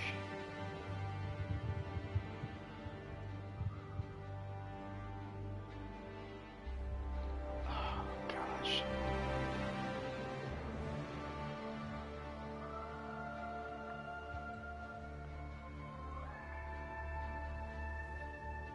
I don't think I'm gonna use that all rifle. I'm not. I mean, Arbalest is good, but and I don't use the what you call it. I don't ever use this. It is Nagi's burden. I don't ever use this. I don't ever use it. It's Paladins. It is.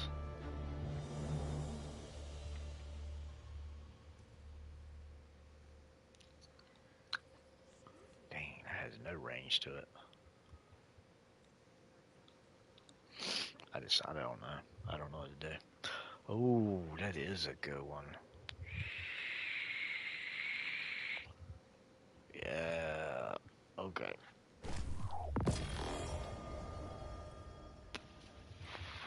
Let's change some stuff up here. Okay. Oh, no, I don't.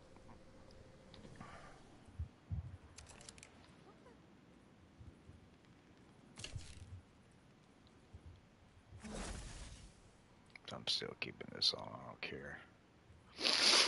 Kept my butt alive quite a bit.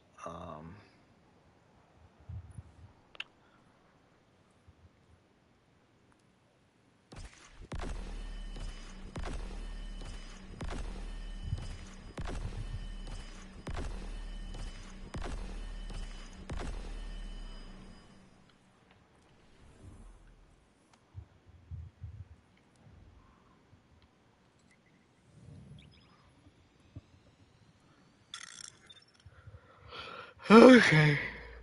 I'm just competitive too. That's nothing about me playing sports my whole life. I'm just competitive. So it's like, you know, Nightfall. It's like winning the game and not getting like any kind of prize or anything. It's like, good job, guys. See you later. I mean, I got a state championship soccer, high school. Only took us 5 times going. On the fifth time, we won finally. That's a whole nother story. But yeah, I'm just competitive, so a lot of times if I get upset, just don't pay attention to me. I just have to let it out. I'm just not the type that really holds stuff in like that. Like, I'm afraid of. I'll straight up just say like.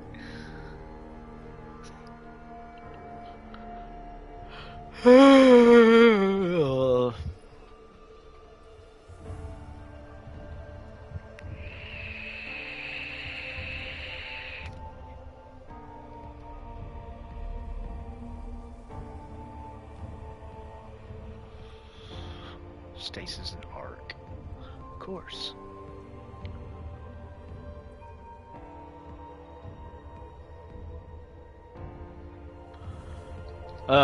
Okay. Whatever. I don't care. I mean, I'm just trying to figure out what's the fastest. I can play it with anything.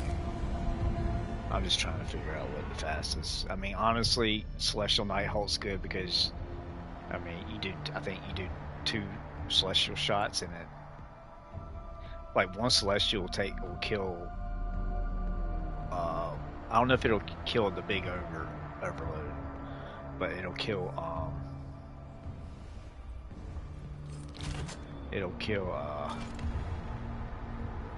the other champions, one shot.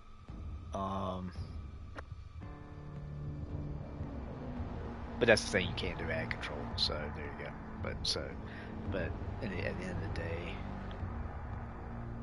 you know, there's so much, I don't know, man, it's kind of hurts your head when you think about it. I want to see if I can get anything. What can I get better on this? See, I don't want surround. I don't want any of this stuff.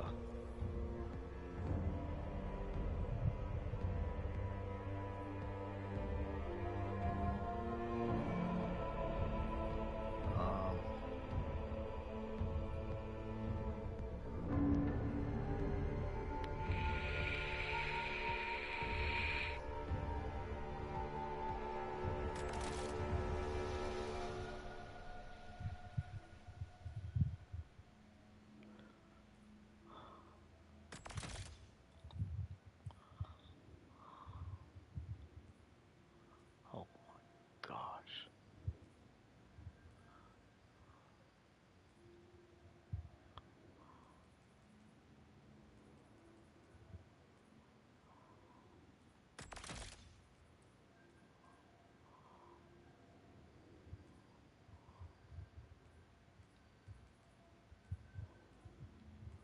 There's nothing for reload?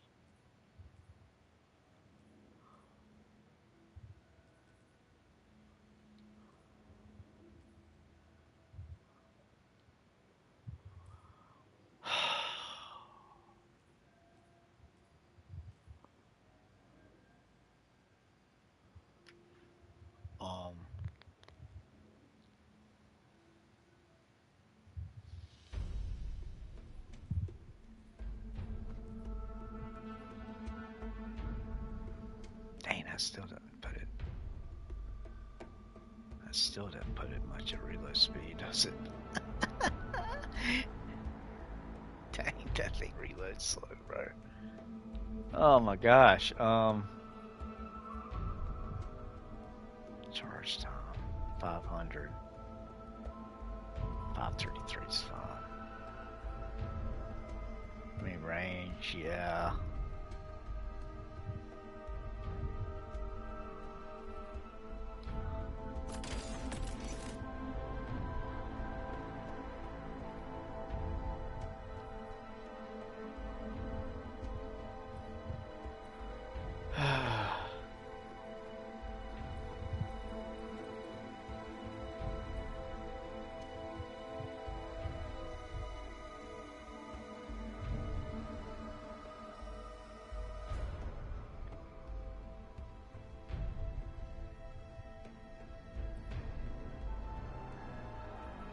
I don't know, what's better, reconstruction or...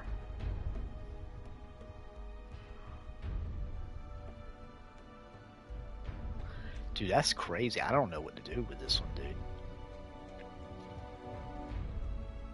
I mean, I like both Envious and reconstruction. I mean...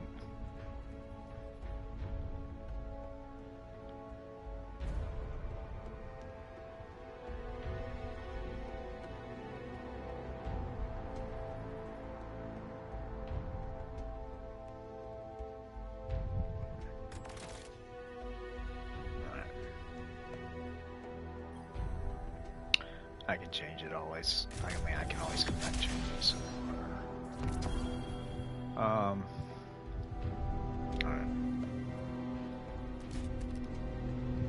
I should have been having this one on. I mean, when I used it was really good. So I don't use linears a lot. I used to when Sleeper was freaking OP, but now it's not. And I'm gonna have to eat soon. Cause it's 12 o'clock.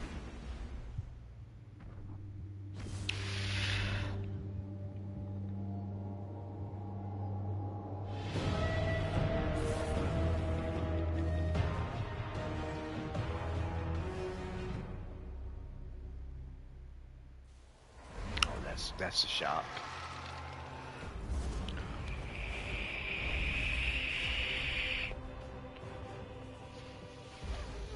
That's so messed up for me to think that.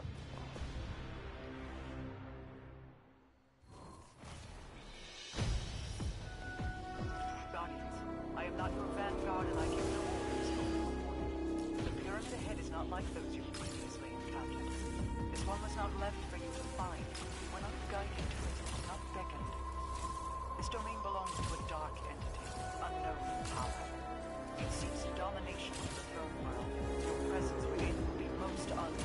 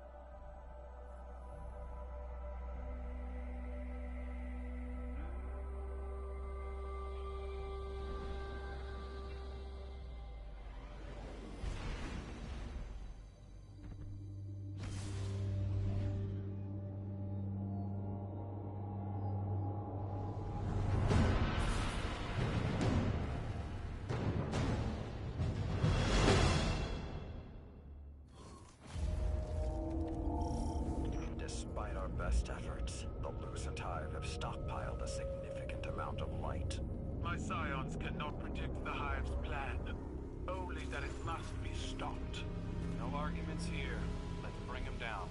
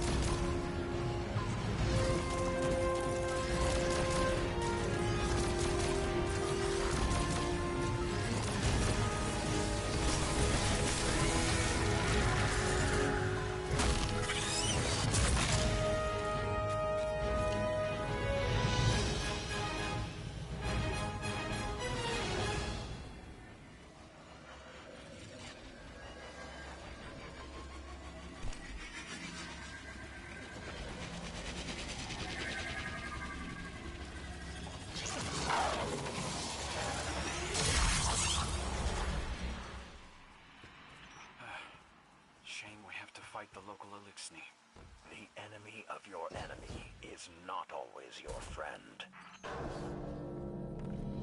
Those things are filled with the might of our dead fire teams. Burn this place to the ground.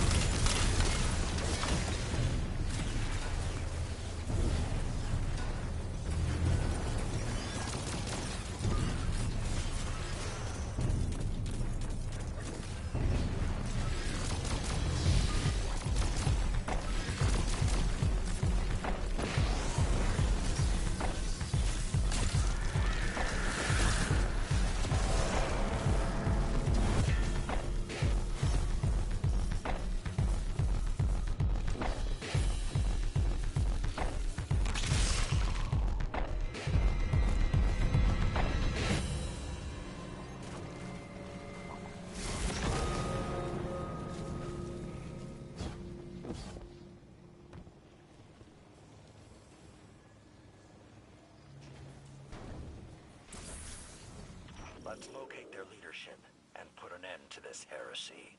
Savathun had all that time in the tower to plan. She was watching our every move. Even if succeeds. I've done that.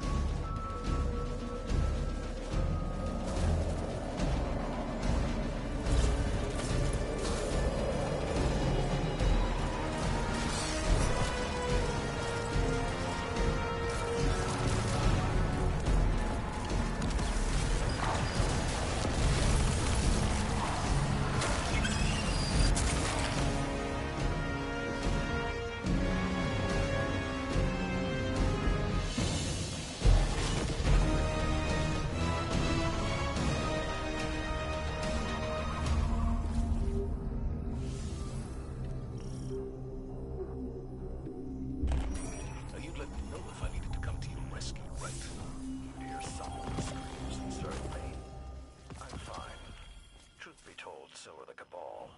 Not in any military sense. They're more disorganized than we realized. They're not so bad once you fight beside them. Stay strong, friend.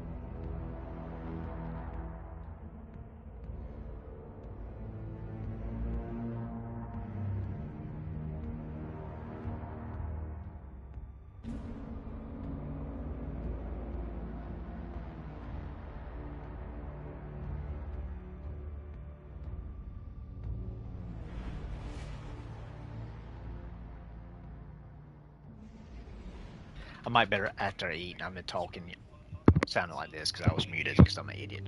What I was saying is I'm gonna do one more run while I'm gonna go get my food, and that was much better. That was awesome. That shadow dive is just amazing. I think it died twice.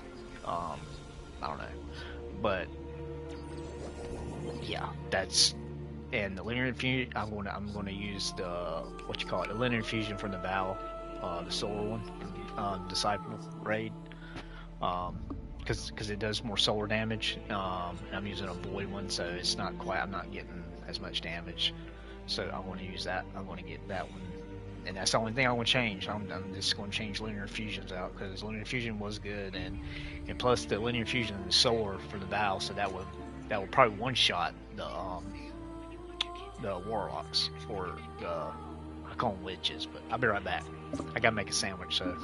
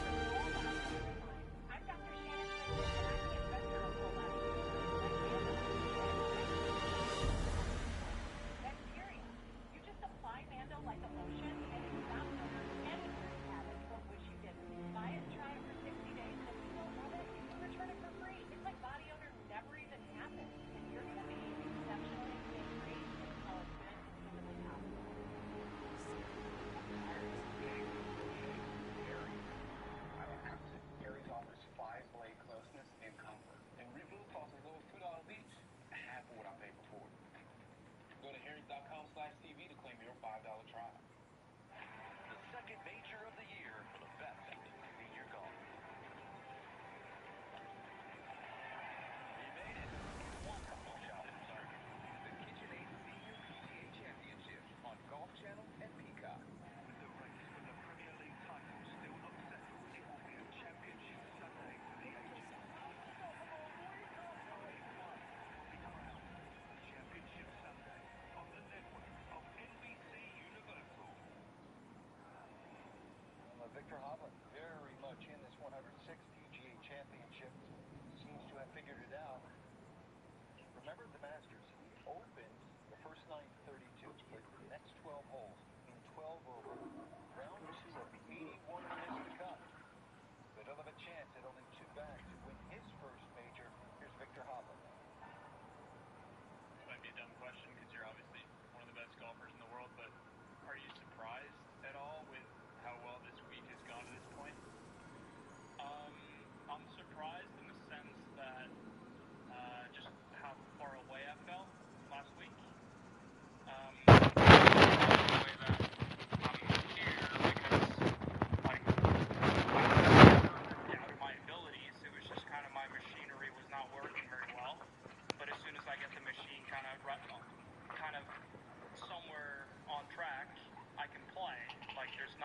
there's nothing wrong with me mentally or like never doubted I couldn't play golf anymore. It's just like the technique was not good enough to compete. But now we're moving in the right direction. So, you know, I already saw it was better a few days ago, right before I was playing the tournament. I thought, you know what, we can maybe do some damage this week. But you know, this has exceeded all expectations. That's for sure. Is that a particularly satisfying feeling, knowing that it can stand up out here that quickly? Yeah, I mean that's pretty cool. Because when I went to see Joe earlier in the week, we had dinner, and I said, you don't look very concerned, and he had kind of pinpointed a feel that as soon as I kind of kept working on that, it just got better immediately, and I thought this was potentially going to be a little bit of a project that maybe take 6-8 weeks before I would see kind of immediate improvement. So yeah, that was kind of best case scenario right there. Right, so remember just how good he was finishing up last year and won the FedEx Cup title. He's not at a top 10 this year as he's worked through a lot of different mechanical issues. Yeah, you know, last year he was working so hard on sort of leaning left with his pitch shots, getting a steeper angle of attack. I have a feeling some of that creeped into his golf swing. He spent a little bit of time trying to figure out how to get back into his old movement patterns, into the backswing, change coaches a few times here and there. Just in general, you gotta give this guy a lot of credit for all the pieces putting together and losing his attitude, wonderful attitude he has. That's a gorgeous move. You know, look, I mean, people want to say it's in, up, and over. I mean, look, there have been far more golf swings in, up, and over that have been hugely successful. How about Sam Snead? How about Ben Hogan? Those are two that come to mind. And shut club face, massive rotation. He's a ball striking maestro when he's on. The big question marks, you know, were what he does here and there around the greens. In particular, you know, he's had times when he really does sort of collapse on these bunker shots. But, you know, last year, this was a big part of him putting things together. It wasn't a problem at the end of the year. That was spectacular out of the bunker there. Very difficult shot with the ball beneath your feet like that. It's real easy for the hosel to catch there, shut down, not put any spin on it. And then we know he can do this. So, look, he can do this till the cows come home. And it's good to see again. Pitching was a huge question mark. And once that's shored up, we're going to see more of this tomorrow, Paul. Yeah, I agree, absolutely. It just shows you, even at the very, very top level, guys in an effort to get to the next level, you know, stop climbing the tree in the one direction and go up these branches, and they got to retrace back their steps. And I'm glad he's seen that. There's the statistics improving. Yeah, 18 strokes gained around the green. I mean, all he's got to do is be decent. That's very good. Well, he's only made 4 bogeys this week, so as good as the iron player has been, he's had a number of shots close from the 150, 160-yard range, which he's well known for. Also, the minimization of mistakes because he's getting up and down is a big part. So I think everybody is pleased to see a very popular player returning to form. Speaking of that, he's back with Joe Mayo, who helped him improve his short game Mayo, putting out on social media, quote, "I am pleased."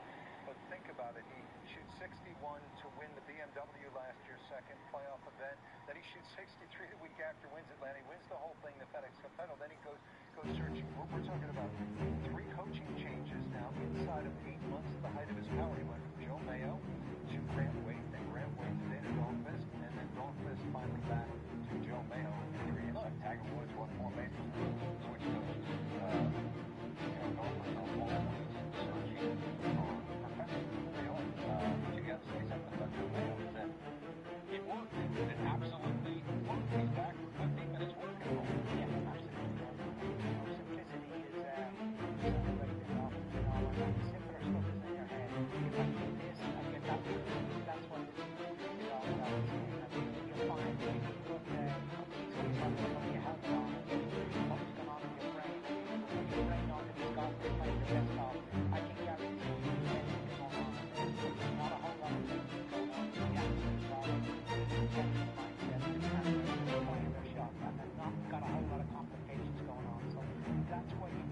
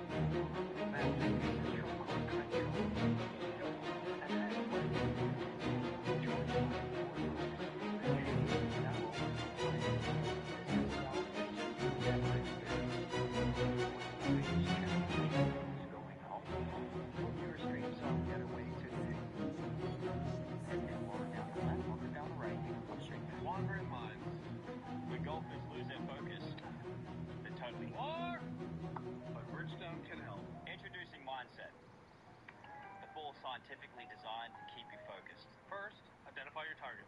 Next, visualize your shot path. And then focus on the green dot and smooth line. Play the new Tourby with mindset technology. See what happens when we work together? Stuff like that. In the beginning, there was green, and from it, great beauty bloomed. Green takes us places where our senses reign. Green is life, wild, alive, connected. Let us feel it and live forever in color. Making your way in the world today is everything you've got. You wanna be where you can see troubles around today. You wanna go where They're great! Did you ever worry we wouldn't get to enjoy this? Seriously, I'm on the green, and all I can think about is all the green I'm spending on 3 kids in college. With Empower, I get all my financial questions answered, so I don't have to worry. Empower. What's next? It takes more than constant care and countless skills. It takes time. Time before we can print the mark of our autonomy, responsibility, integrity on each single dial. Superlative. This is all we make, but we make it all. So that in time, you can make it your own. The PGA Championship returns to Valhalla. We're bringing you the most comprehensive coverage. PGA Championship is notorious for having the strongest field in golf. Live from the PGA Championship on Golf Channel and Peacock. Welcome back. Time now for Golf Galaxy. Better your bag, better your best. And Bryson DeChambeau came committed to play here at Valhalla. Here he is on the 18th hole, needing some magic, and he gets it. This is third for Eagle.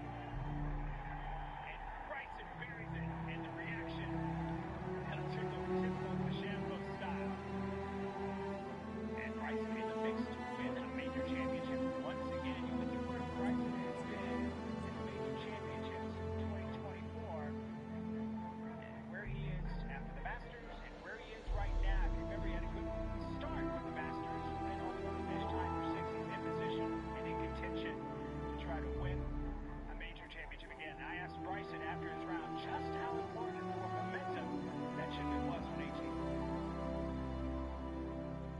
Yeah, I feel like I've got a great chance tomorrow. I'm very excited to be able to knock that one out instead of being the 2 under and shooting 4 under. It was pretty exhilarating for me and giving me a lot of positive power for tomorrow. I'm really excited for the opportunity for sure. You have done well in the 50 miles, and is there anything you'd like to do a little better tomorrow? Yeah, I'm driving it somewhat well. Come on this tee shots today, 5 and 6. For the most part, I kept them playing pretty well. Irons need to be better. If I can focus on one thing instead of knock that iron play, that's a huge area of development. Pretty awesome. Joined now by GolfChannel.com senior writer Rex Hodge. It's fun to go questions. We're talking about this for a while.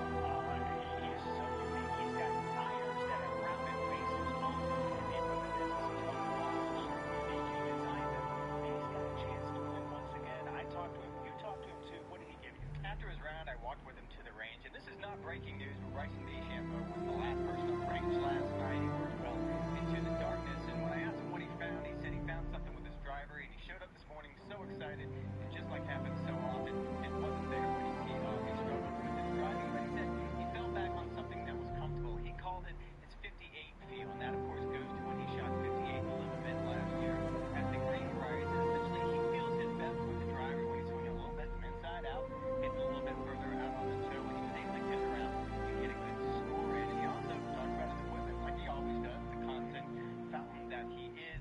He trusts those bulge and roll faced irons that you and I talked so much about at Augusta. He said they're still in the bag. He's very comfortable with them right now. He said the trouble is with the woods because he swings so fast and the tolerances are so high. He's having a hard time sort of dialing those in, and he is struggling there, but it's a struggle that you and I both know that he loves, and even with those variables, which he hates, he's looking forward to tomorrow. And I have sensed, not only this week, but at Augusta, discuss as well a maturity from Bryson. Seems more emotionally in control, and that should benefit him tomorrow. Okay, you and Ryan Lavner have this great podcast. You work so hard on it. I mean, it is some good listening. Tonight, what are you going to talk about on the podcast? A lot of golf, but a lot of that leaderboard. I think what we have going into Sunday is special. This is my 4th championship I've covered here, and it's never disappointed, and tomorrow's going to be more of the same. Ryan Lavner and Rex Hoggard, and your podcast. Does it have a name? Golf Channel Podcast with Rex and Lav. Check it out. Wow, that's original. Thanks a lot. You can read his great stuff, too, on golfchannel.com. By the way, we had Chris Como here, Rex and I, just a few moments ago, and Johnson Wagner, Chris said that he would come to Charlotte and work on his chipping, so I'll donate some Sky Miles to fly Chris from Dallas to Charlotte. Coming up, we're going to talk about hometown guy Justin Thomas in the mix to win here. Oh, that would be emotional. You'll hear from him coming up.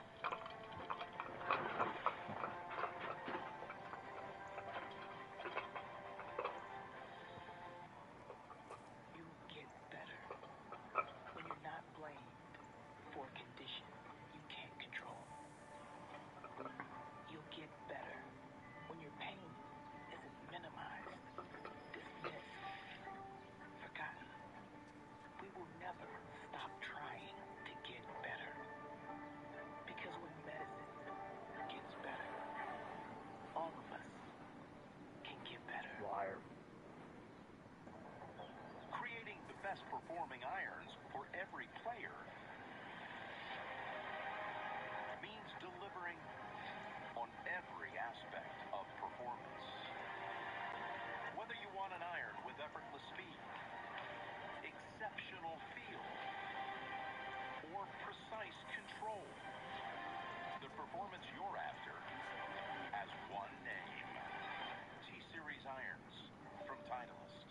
If you're buzzed and doing this to make yourself feel okay to drive, you're not okay to drive.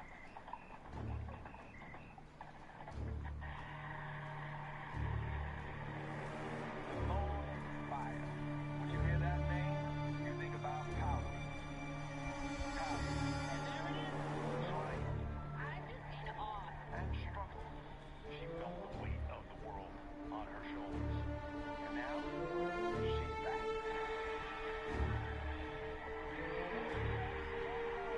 And in so many ways, she's stronger than ever. We already call 5 gymnastic skills the bios. So in the future, they might consider her legacy like her last name. Those of us lucky enough to watch her make history today, we know her by her first. This summer, in Paris, go make history here.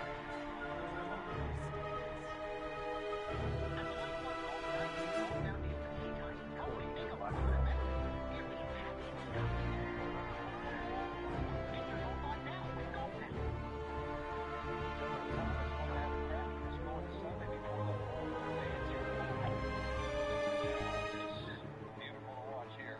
That's not what I like. Vintage Justin Thomas. Nice. 27 yards and 6 to find 8 to get to 7 under now from 140 at the 9.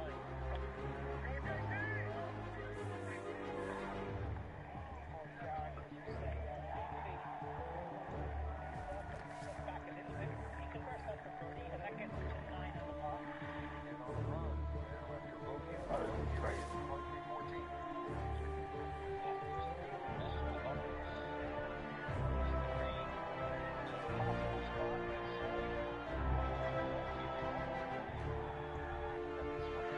That's like crazy.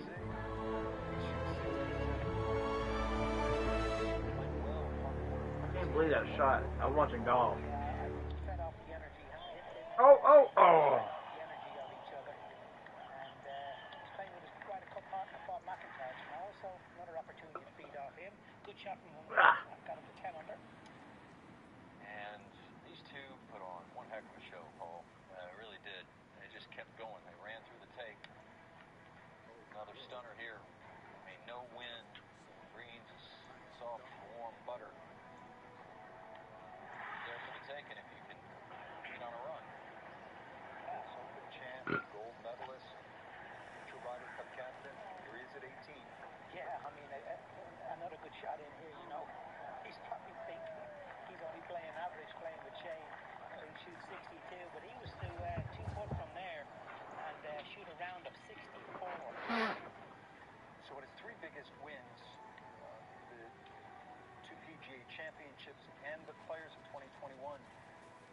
come from behind all 3 times in that final round. Somewhat famously, he set from 7 back. In fact, he was 8 back early in that final round at Southern Hills. And remember, he is a third-generation PGA professional, so this one certainly means more to Justin Thomas. With more on JT, let's bring in Todd once again. Yeah, it means a lot because where this PGA Championship is taking place, here in Louisville, Kentucky. Now, Justin grew up in Goshen, Kentucky, which is about 20 miles northeast of downtown Louisville. His father, Mike, of course, the head professional at Harmony Landing Country Club, where Justin learned how to play. Now, I talked to Justin last week competing in the Wells Fargo Championship about the emotions that he thinks he would experience here playing at Valhalla, and he was a little apprehensive, but after arriving on property, preparing, and getting into competition, he has embraced this hometown crowd and used it to his benefit. Actually, this week has exceeded all my expectations. It's been better, it's been more fun, it's been more enjoyable than anything I really thought or could have imagined. I mean, I'm very, very excited for tomorrow, and it should be a lot of fun. But I'm pretty bummed that the week's almost over. So just enjoy tomorrow as much as I can, and see what happens. Justin, take us through 14. That was one of the louder roars of the day. What was that like? Because there were so many people right there around that hole. It was crazy. I had goosebumps pretty much right up until I got to 15 feet, and it's not exactly cool outside. So it was one of the coolest moments of my career.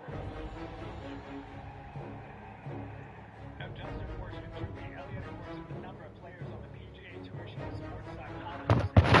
Justice space and ready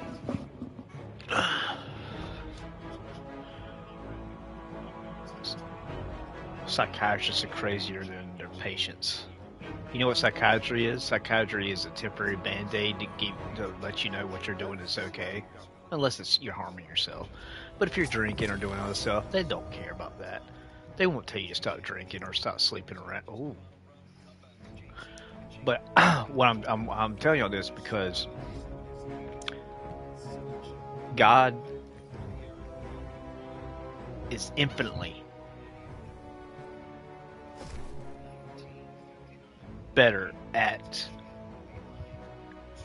getting rid of any kind of anxiety or any kind of mental issues or whatever it is than a psychiatrist. I talked to a psychiatrist one time because they wanted to see if I was, when I was, because I had to take pain medicine a lot and for a long period of time, and the doctors wanted to see if what my mental health was and all that, because I was having some anxiety and stuff. But I was like, lady, I'm a Christian. I don't need this. Like, I didn't say this to her. This is what I was thinking, but I did say, listen, I'm a Christian. I rely on God for everything. I don't need a psychiatrist. It's no offense against you, but I'm literally sitting here and it's stupid. I was like, you're looking at me like you're waiting for my head to explode or something. I'm like, I don't even know what you want me to tell you. I'm not. I've never. I've never been suicidal in my life. I've had 1 or 2 anxiety attacks my whole life. I've had anxiety, but I never, as far as anxiety attack, and that was just the first time I had anxiety real bad. When you first have it, you don't know what's going on, so it just, it builds up if you don't know it. Once you know what it is, you can usually calm yourself down. But I told her, I was like, I've all this health issue stuff has brought me closer to God. It got me, I'm not drinking, I'm not sleeping around. I'm doing what God has, to my best ability. I'm doing what God wants me to do, live my life as a Christian and witness to people. I was like, let me ask you, how happy are you? You're a psychiatrist, and I was like, you don't even seem happy at all. I mean, once that she was mean, she was just sitting there. I was like, this is a joke. I was like, and in my head, I was like, I wanted to say so much because I can't stand psychiatrists. I can't stand psychiatrists and psychologists, dude. They think they know everything. They're egotistical maniacs. And there's only through God can you know what the human mind is really about. Go read the Bible. It's got psychology all through it. It will tell you how to handle pretty much every single situation in your life, from dating to someone dying to dealing with pain, sickness. If it's negative, God tells you how to deal with it in the Bible. Okay? But if you're not saved and you don't have the Holy Spirit living inside of you, it's not going to work. It's like when I see a movie and I see these people crying out for God to help them and save them, like in some catastrophe movie, and you know they're not saved. I mean, before that they were, it's like people call out on God when it gets bad. I'm like, why? It's amazing. It's like my grandfather told me. There's no atheists in foxholes, because my grandfather was in World War II. He was at Normandy, and that's why there were so many Christians after World War II, because these guys were in hell on earth. The closest thing to hell that anybody would see is being in a war, especially World War II. Like we lost what, maybe 10,000 soldiers say 10 to 15. We lost 10 to 15,000 soldiers ever since the Gulf War and all the other wars. I mean, do you know how many people died in World War II? 50 to 80 million. Okay, and most of them are Russian, but there was hundreds of thousands of American lives too. I don't know exactly how many American lives, but what I'm saying is, today, the technology of today, it's not. Yeah, it's awful. It's horrible. The roadside bombings, all that is horrible.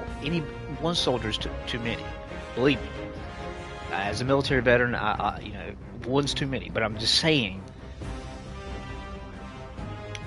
My grandfather. That's why my grandfather. He was a Christian. He went. He went to church all the time, and talked about God, and same thing with my grandmother, his wife. But what's kind of weird, my mom's side, my granddad was one of the highest degrees Masons that you could be. He was a Shriner. So, yeah, he had a dream of going to hell, and he got saved. That's what my mom told me. I don't know. I wasn't there. But that's why a lot of times when I tell you all about certain things that are going on in this world, that was my source, my granddad. Okay? I can show y'all some of his rings, like his mason rings and we got rid of most of it because it's evil. And yeah, I listen, I know things. Well, I'm not even gonna say what I know. But that's why I get so like frustrated when people don't listen, because I'm like, dude, my grandfather was freaking like a 99-degree mason. Like, I swear I heard somebody say that. Like, I don't know if that's true, but Shriners are you have to be that's like the highest rank is a Shriner. I don't know.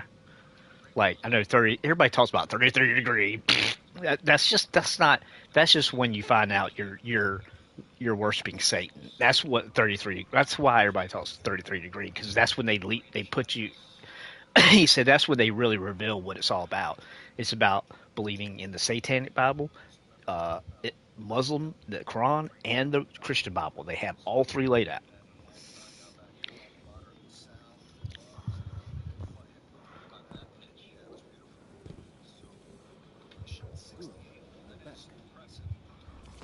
But I'm just saying, man.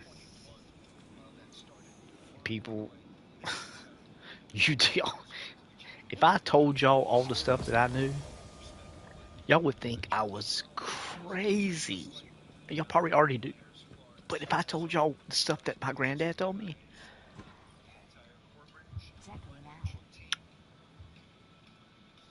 it wouldn't be good. It wouldn't be good for me. And I'm just not. Listen, I don't mess with it.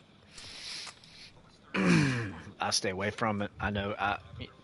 What I know about it right now is enough. I don't look into the Masons and all that stuff anymore. It's satanic to the core, and it's these evil men.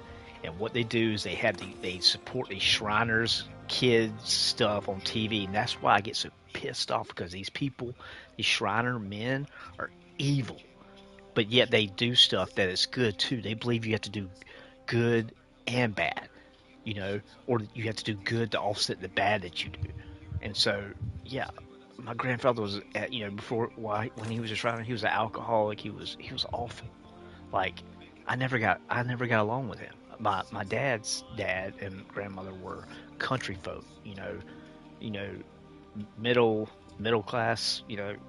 Lived right like my grandfather planted a garden. They both worked in the plant in the mill. My grandfather, that's why he died. He had black lung from working in the plants. But my mom's dad, he's the one. He worked with the railroad and bought stock in Coca-Cola because the Masons knew all kind of stuff back then. They would get inside information, and my grandfather made over $1 million in just Coca-Cola stock. So, yeah, I mean, there's perks. That's what people want. Y'all want fame and rich. Well, go get your money and go sell your soul. If you want to sell your soul and go to hell forever, it's easy to be rich. Just go to Hollywood.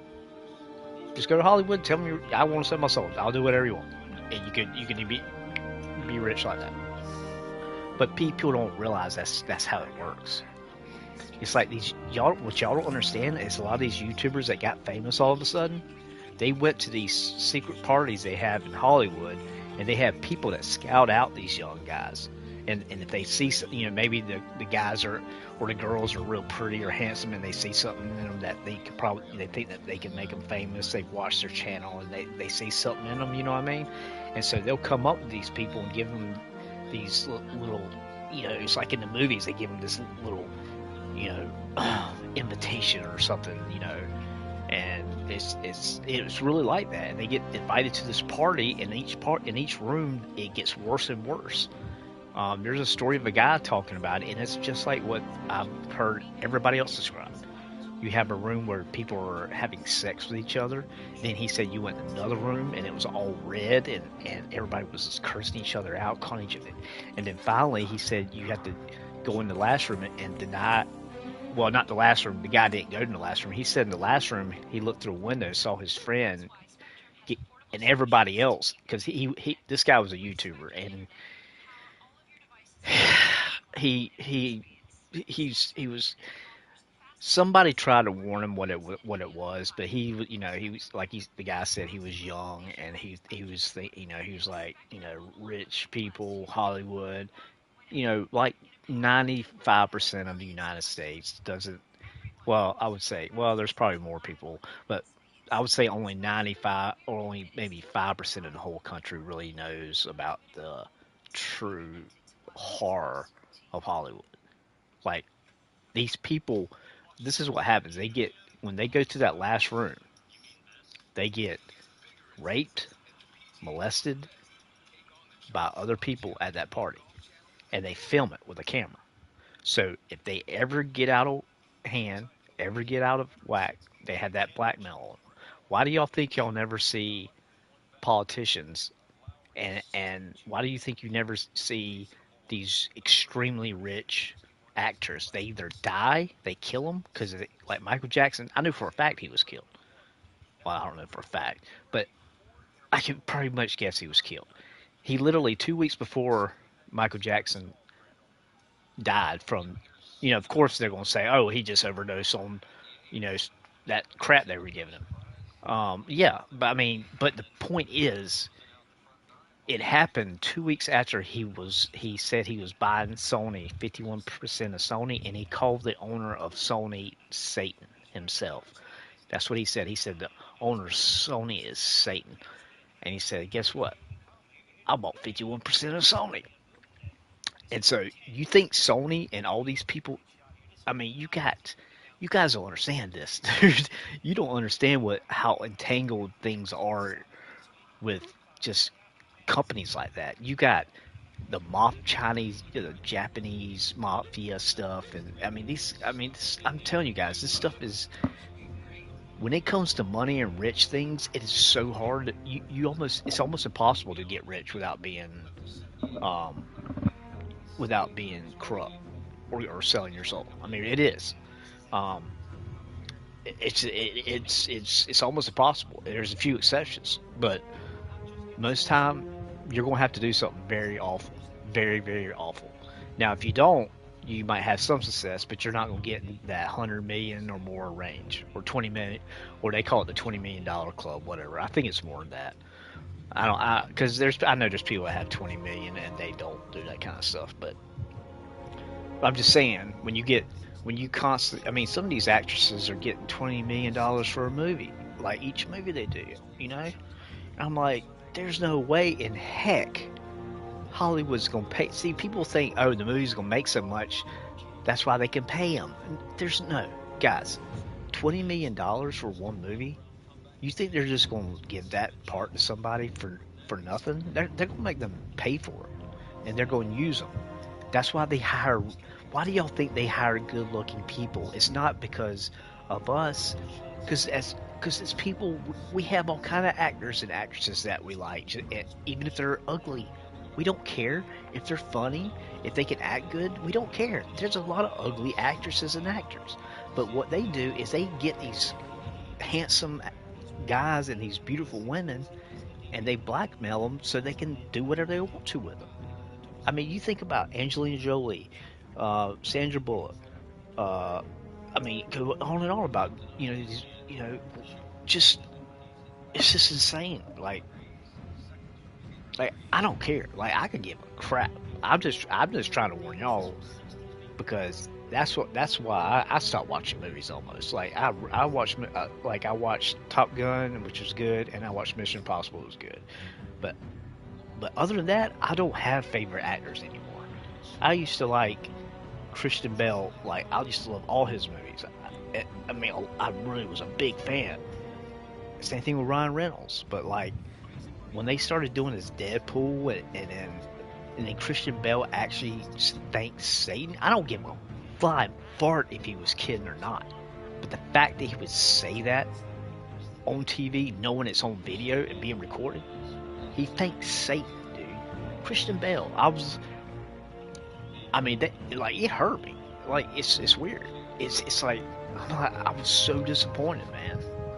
I was like, I cannot believe this person that I've bought DVDs, paid for some movies in theaters to go see, like Batman and other things, and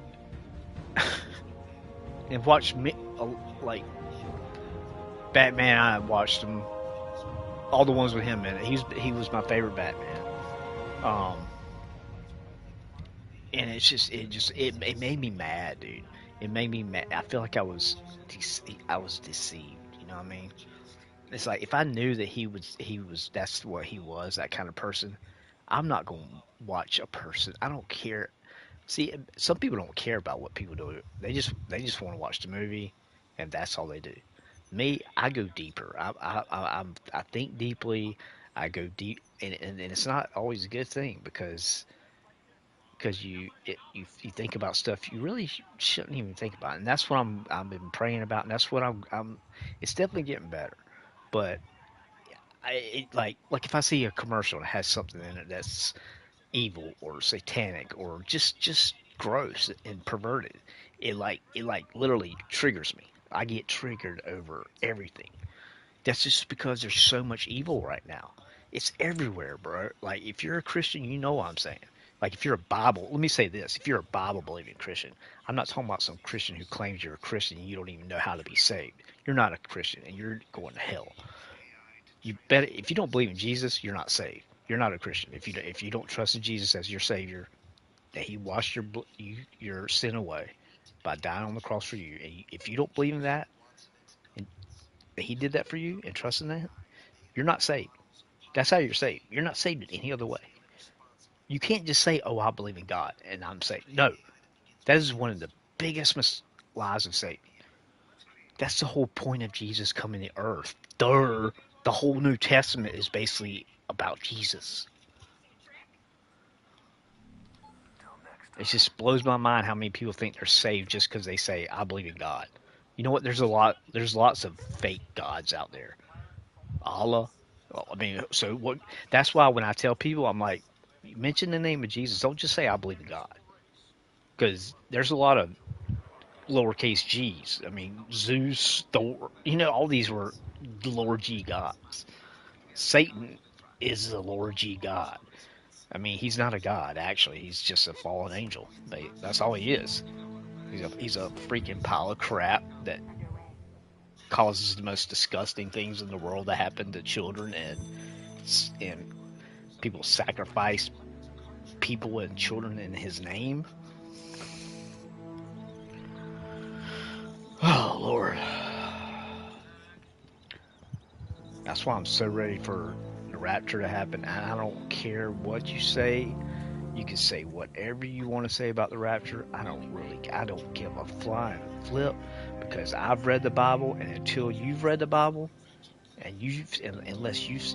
I've seen the verses that talk about the rapture. Okay, I've seen the verse that talks about God will pull us up to in the clouds. Okay, so anybody who thinks we're going through the tribulation, you're an idiot, and you don't know the Bible. I'm sorry. I shouldn't call you an idiot, but you're ignorant.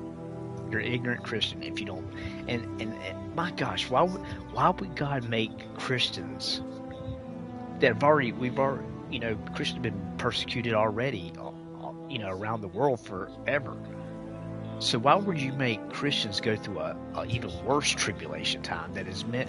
You know what the tribulation is mostly for? It's for the Jews to come back to Jesus and believe in Jesus. That's why there's, read the Bible, people. Just read the Bible. That's really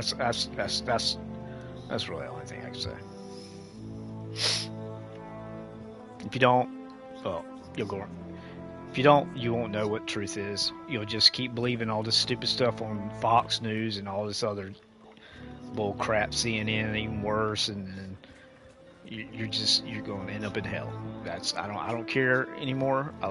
People can get mad and not, but you know what? I'd rather tell somebody the truth and say, "Oh no, you're fine. You're going to heaven.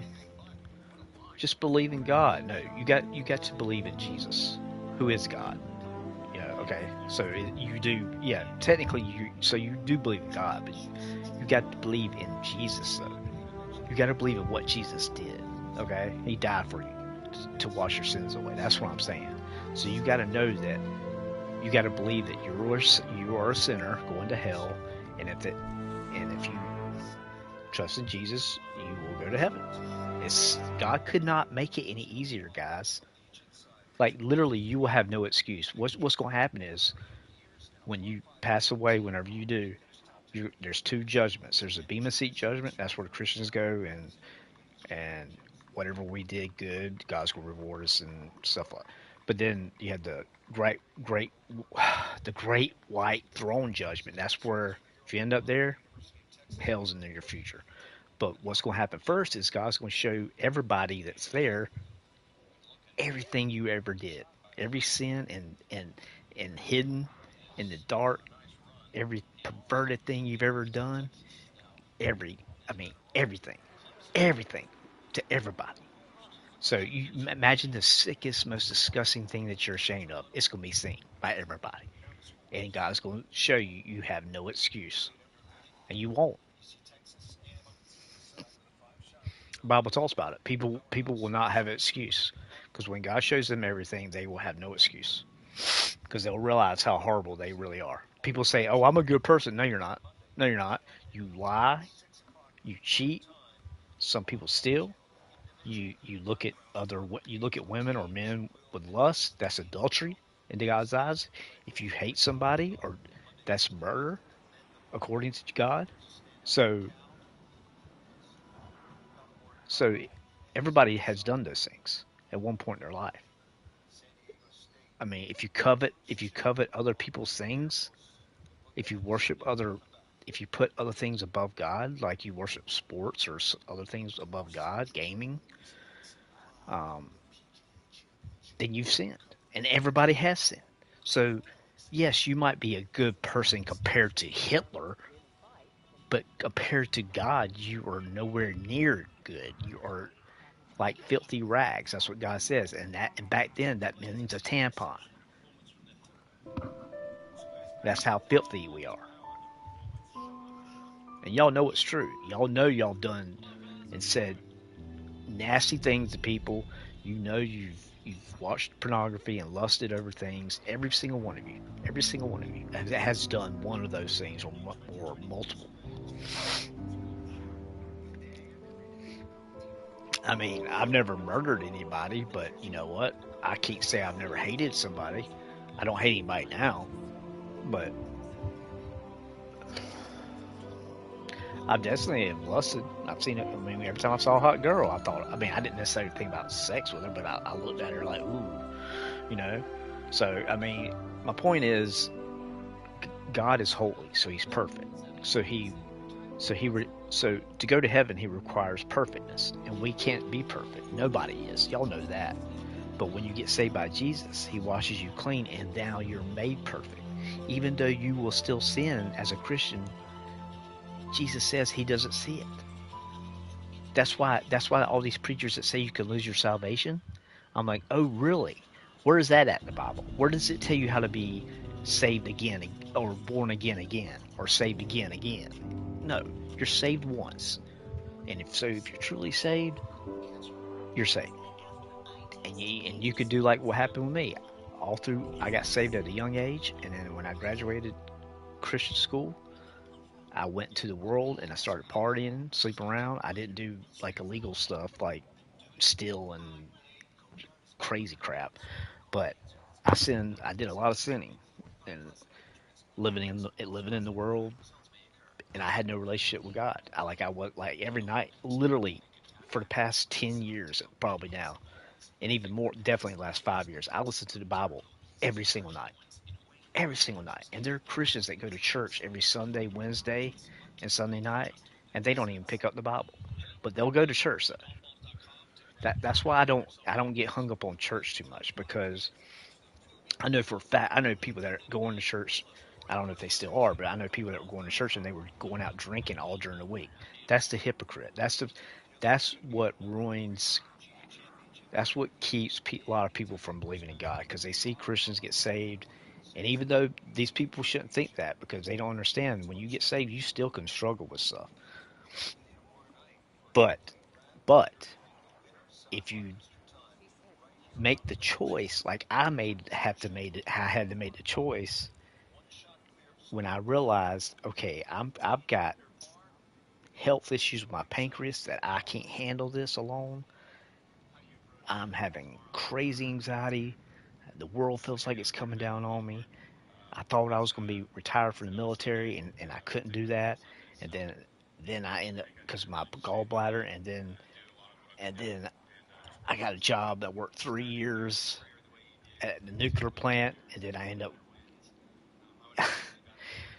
up pulling my back and I have a level 1 degenerating disc, which isn't bad. Level 1 is like, but the point is, I've had so many things but now when I look at it as God blessed me with being able to do all this stuff. I met so many good people, and met, and being able to save people's lives in the Coast Guard, and to see third world countries, and so maybe appreciate things I have here more. That's what I mean. So basically, God just, over the years, God has just switched my mind more back to where it was like during high school. And that's what I was like. Listen, I was like, okay, Lord, when I was in high school, I was happy. I didn't know what anxiety was. I literally thought people made up, or I literally thought people, it was just in their heads. But that was when I was in high school. But now, I mean, there's kids in high school commit 40% suicide rate has gone up in high school kids. Not my nephew, my second cousin threatened to kill himself over a girl. Dude, I had a girl that was like, I thought my soulmate in high school, and we broke up, and it was devastating. But I never, and I'm talking about, there's no way, I don't care. There's no way he liked this girl more as much as I like this girl. I'm just telling you, it was borderline. I mean, I'm not saying I didn't stalk her or anything, but it was so crazy how much I liked this girl. And I could not get over her.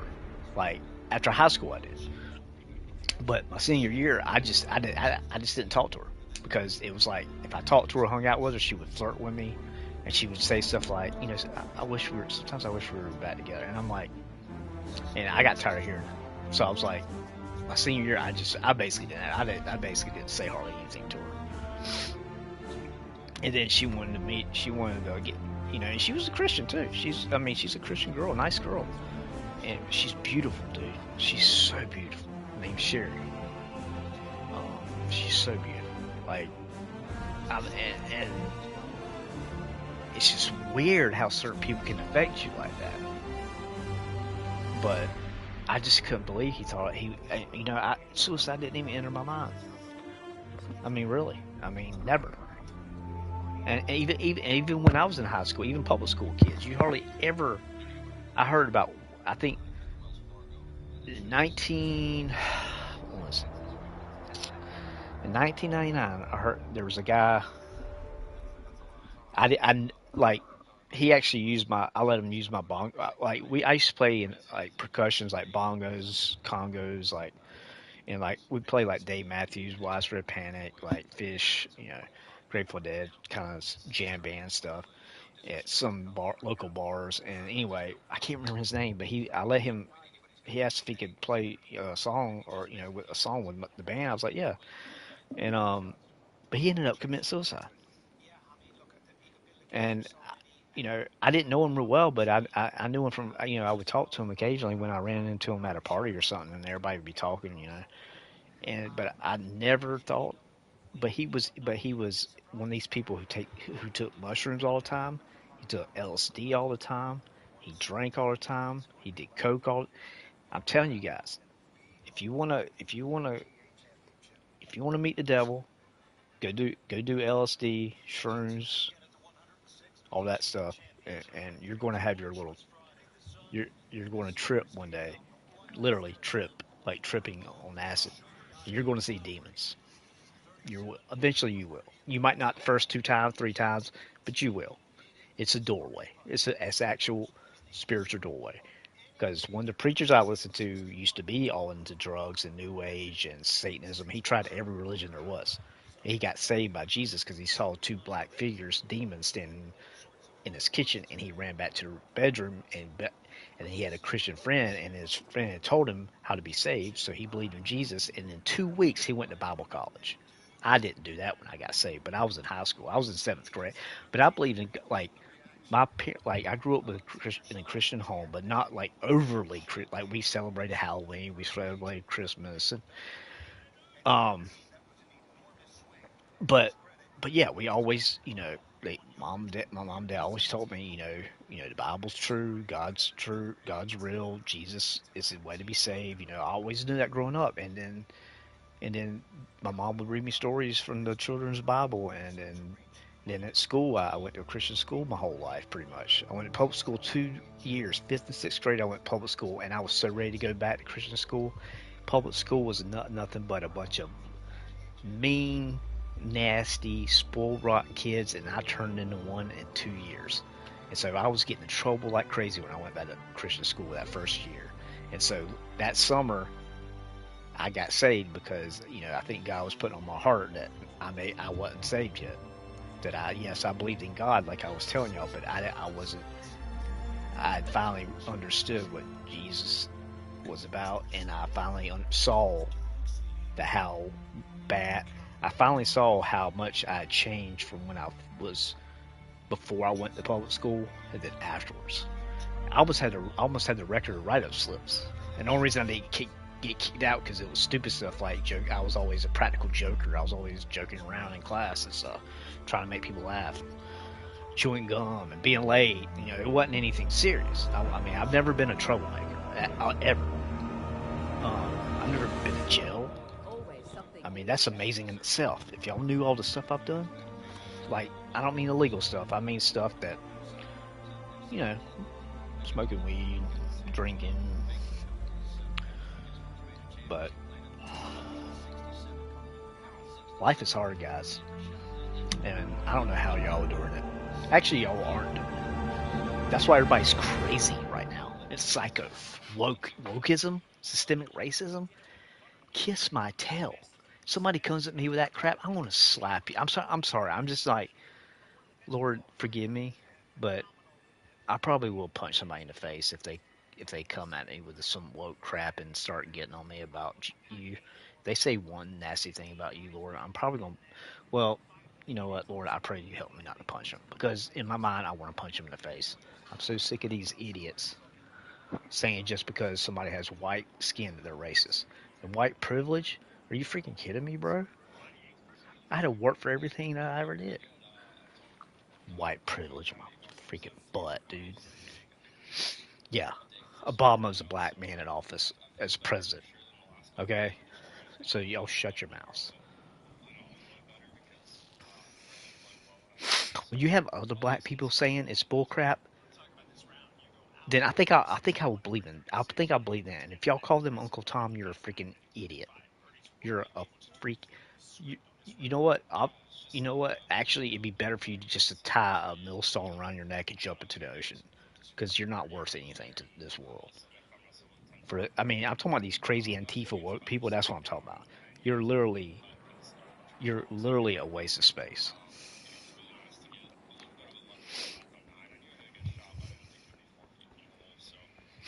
Because anybody who does that crap they're doing, ruining this country, ruining everything, but it was going to happen anyway. It's the end times. God said it in the Bible. It's eventually. So no matter what, it don't matter if Trump wins the president or not. Things are not going to get better, guys. That's why I'm trying to get y'all prepared now. I'm trying to warn y'all and tell y'all, keep eye out, watch. Nothing. It's not going to get better. Now it might seem to be better. Like there might be a little bit of, you know, say if Trump does get in, and God might allow some things to get a little better, but then boom, it'll never, put it this way, it's never going to get back to where it was in the 80s when I grew up as a kid. It's not going to happen in the 90s. It's not going to happen. Y'all can hope all you want to, but if you're living for that, then you might as well get saved, and so you do have hope. Because if that's your hope that this world's going to get better again, it's not. We've gone too far. Once you open the doors to homosexuality and transgenderism and let kids get chemically castrated at 10 years old, we've gone over the edge, guys. Huh? Oh. I thought I brought... Did I leave it in there? Yeah. Okay.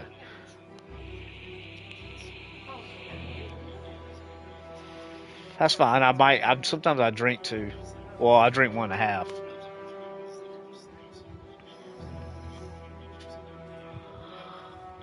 I think I'm gonna go to bed. Or lay down.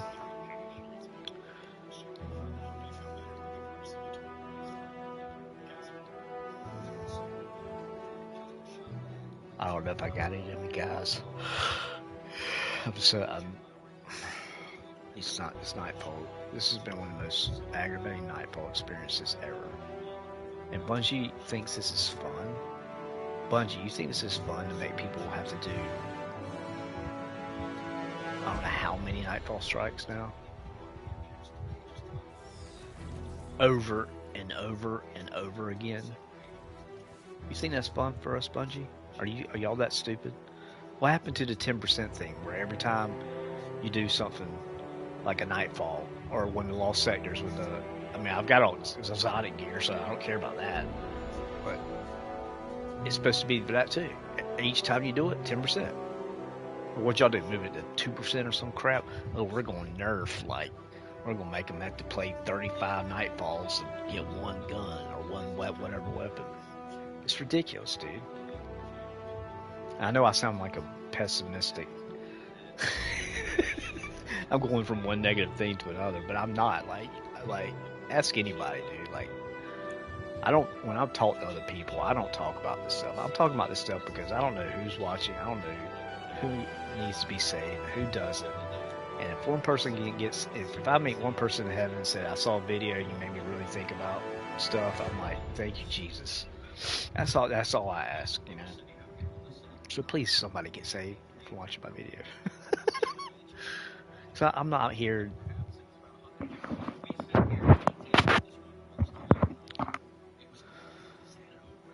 fact, I don't have a pay button to show y'all that I'm not here for money.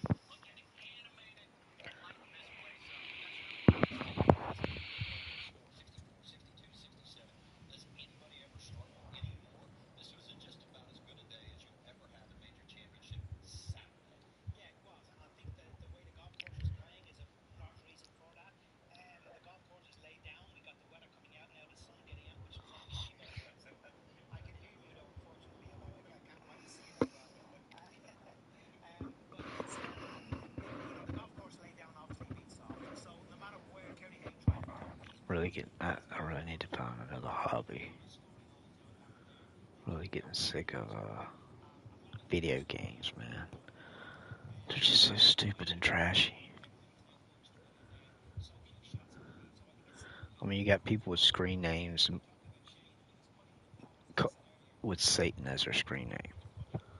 I'm like, this society is so good, so done. It's like literally everything in the Bible is coming true. Why do y'all think I get so hyper and like serious? Because literally everything in the Bible is coming true, and it makes me so mad that y'all won't read the Bible. Because y'all would understand almost, well, I mean, a lot of things you're not going to understand unless you get saved, because when you get saved, the Holy Spirit lives inside of you and helps you understand things in the Bible. A lot of people, like, it's 100% true. There's things in the Bible, it's taken me listening to like, okay, let me put it this way. You can read the Bible 5 million times and you'll never learn everything about it. That's how amazing it is. And every preacher, biblical preacher, that's true preacher, a good preacher, will tell you that. And my preacher told me that when I was going to go to Bible college. He said, never think you've learned the Bible, because you will always find something that you missed, and God will speak to you using a verse that you've maybe heard 100 times.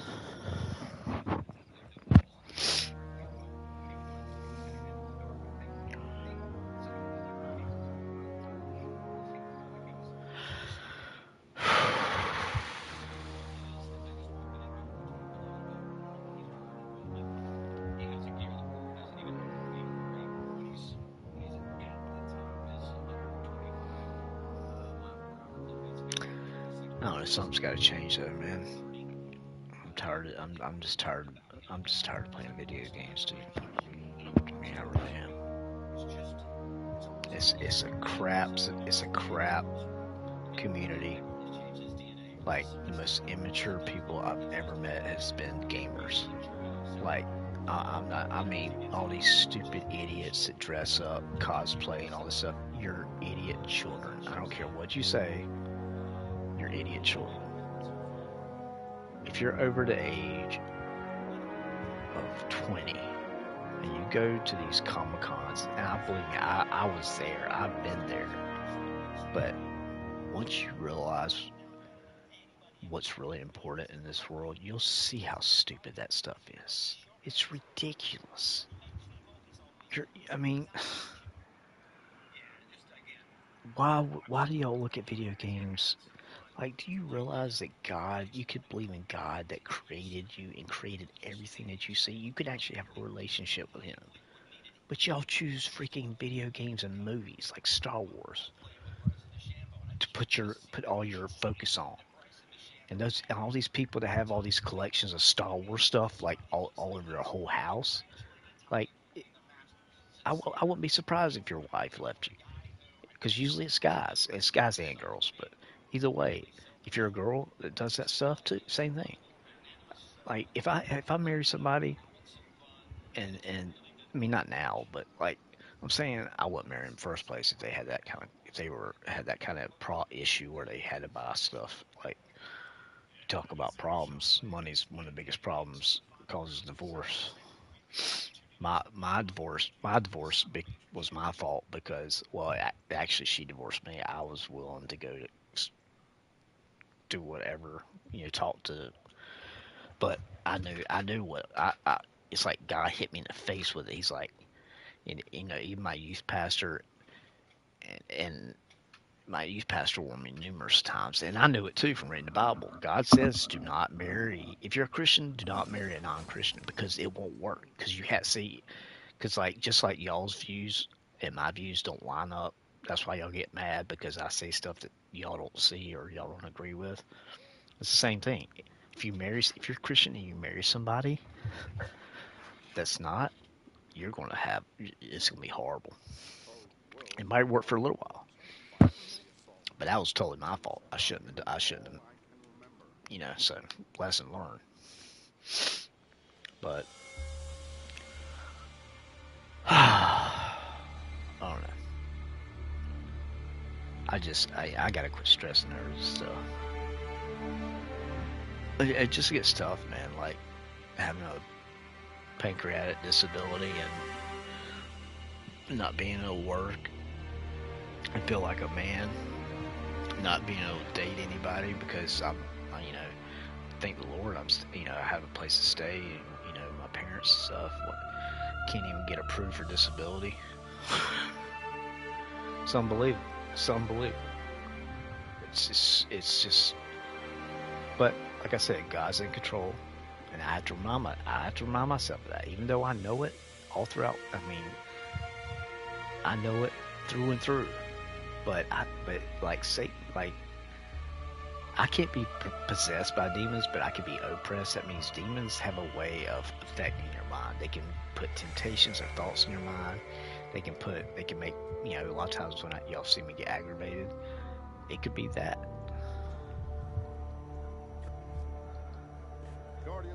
But it's I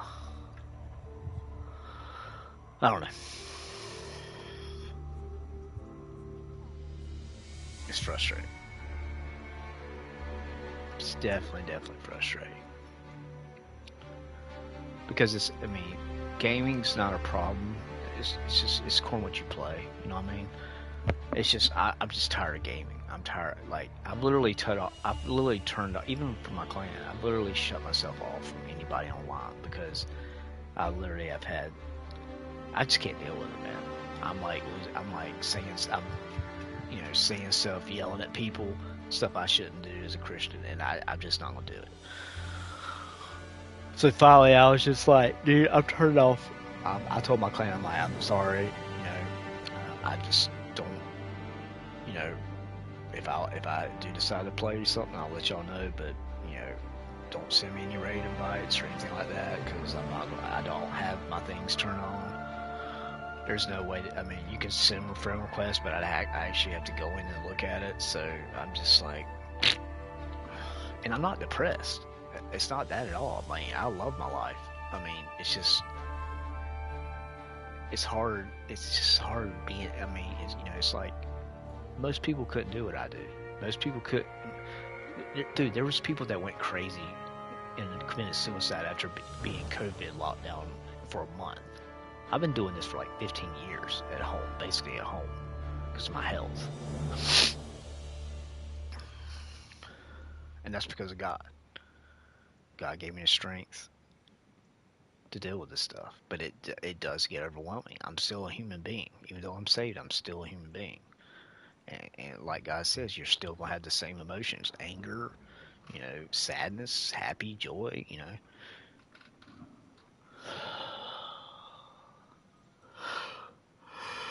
But when you're a Christian overall, it's 100% more joy than it is anxiety and anger and sadness. Now, there's a lot of aggravation, just seeing the world go to, not to hell, but seeing the world fall apart.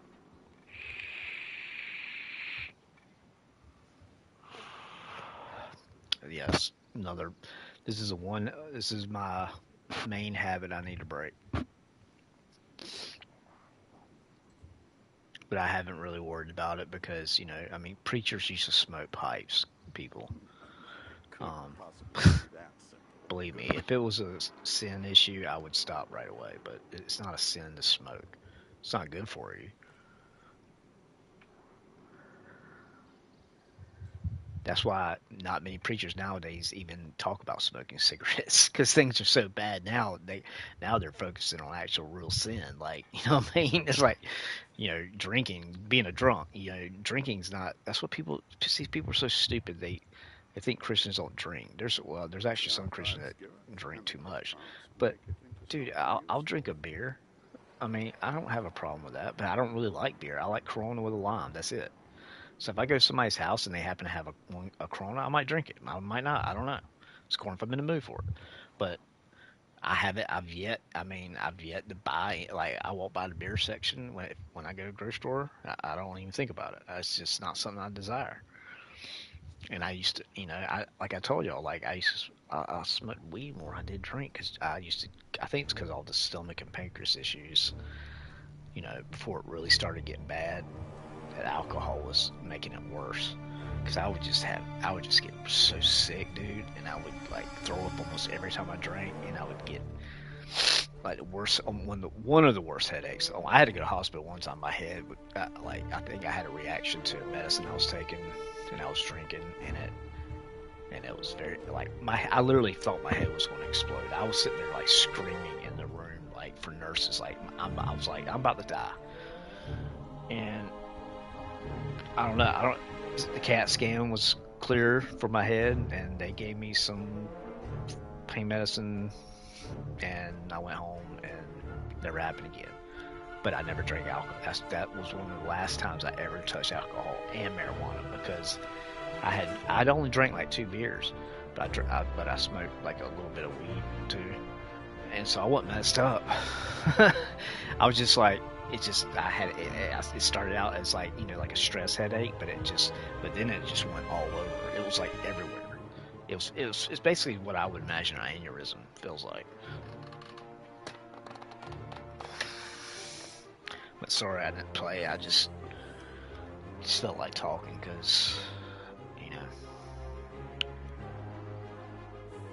it's a weird situation. Everybody's got a different situation in their life, but it's just, yeah. Everybody's got their own issues. Nobody's life is perfect. But I genuinely don't know how y'all live without believing in God. Because like, every time as soon as I get done with talking, which I'm about to get off for the night, I'm going to take my butt to bed, and I'm going to turn the Bible on and listen to God speak to me, because that's what the Bible is. The Bible is actually God literally speaking to you. Every single word is from God. God told the apostles and the men that wrote the Bible what to write. Okay, so let's just get that straight. If you all don't believe me, I don't give a crap. Go to the bar and get drunk like you always do.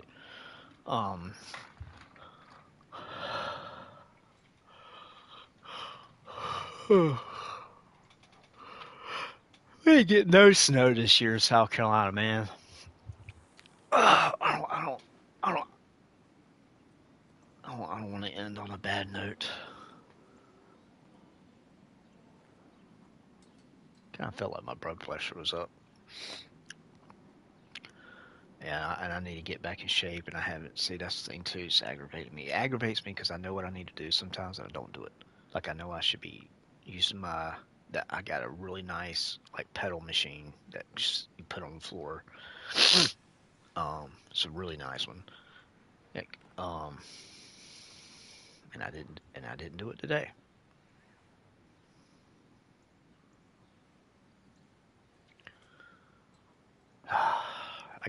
I gotta get.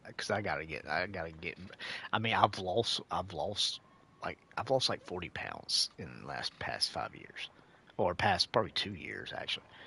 I just started eating differently, and there was some just, you know, my problem is I love bread. I love bread, man. I love bread so much. Just thinking about it makes me want some bread. But I used to buy these Texas toast things, and you know, man, having a culinary degree doesn't help because I can make pretty much anything I want to make. So it's like, hey, you want some Texas toast breakfast with garlic butter grilled with a fried egg and cheese and pepperoni? Amazing. Y'all should try that. Get those. No, I don't suggest eating them very often because I was eating them like one every day. But it's those Texas toast you can buy. You can buy it fresh, or you can buy it frozen. I just bought the frozen ones because they're good once you grill, fry them, and grill them in the pan, fry them in the pan or whatever. Like grill them like grilled cheese. So basically, you just grill both sides. 2 pieces of Texas toast that come with garlic and butter that you can buy in the frozen section, and then you boil you an egg, get you a good cheese, whatever you like, and you get pepperoni You can do salami, ham, whatever kind of meat you like.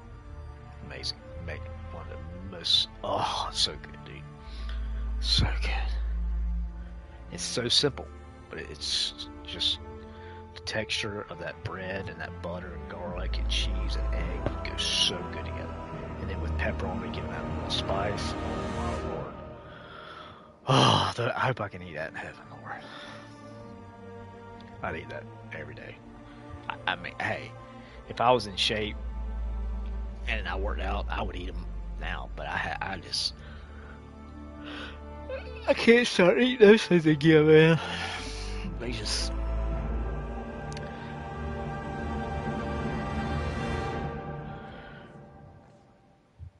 I don't know why I'm just sitting here. I'm just so bored. I mean, at first I was talking to y'all about God and stuff, but now I'm just like, I don't know. I just got tired all of a sudden. That's what I'm saying. Like with my pancreas issues, it's so weird. Like all of a sudden I could have to go to the bathroom, and I don't mean number one.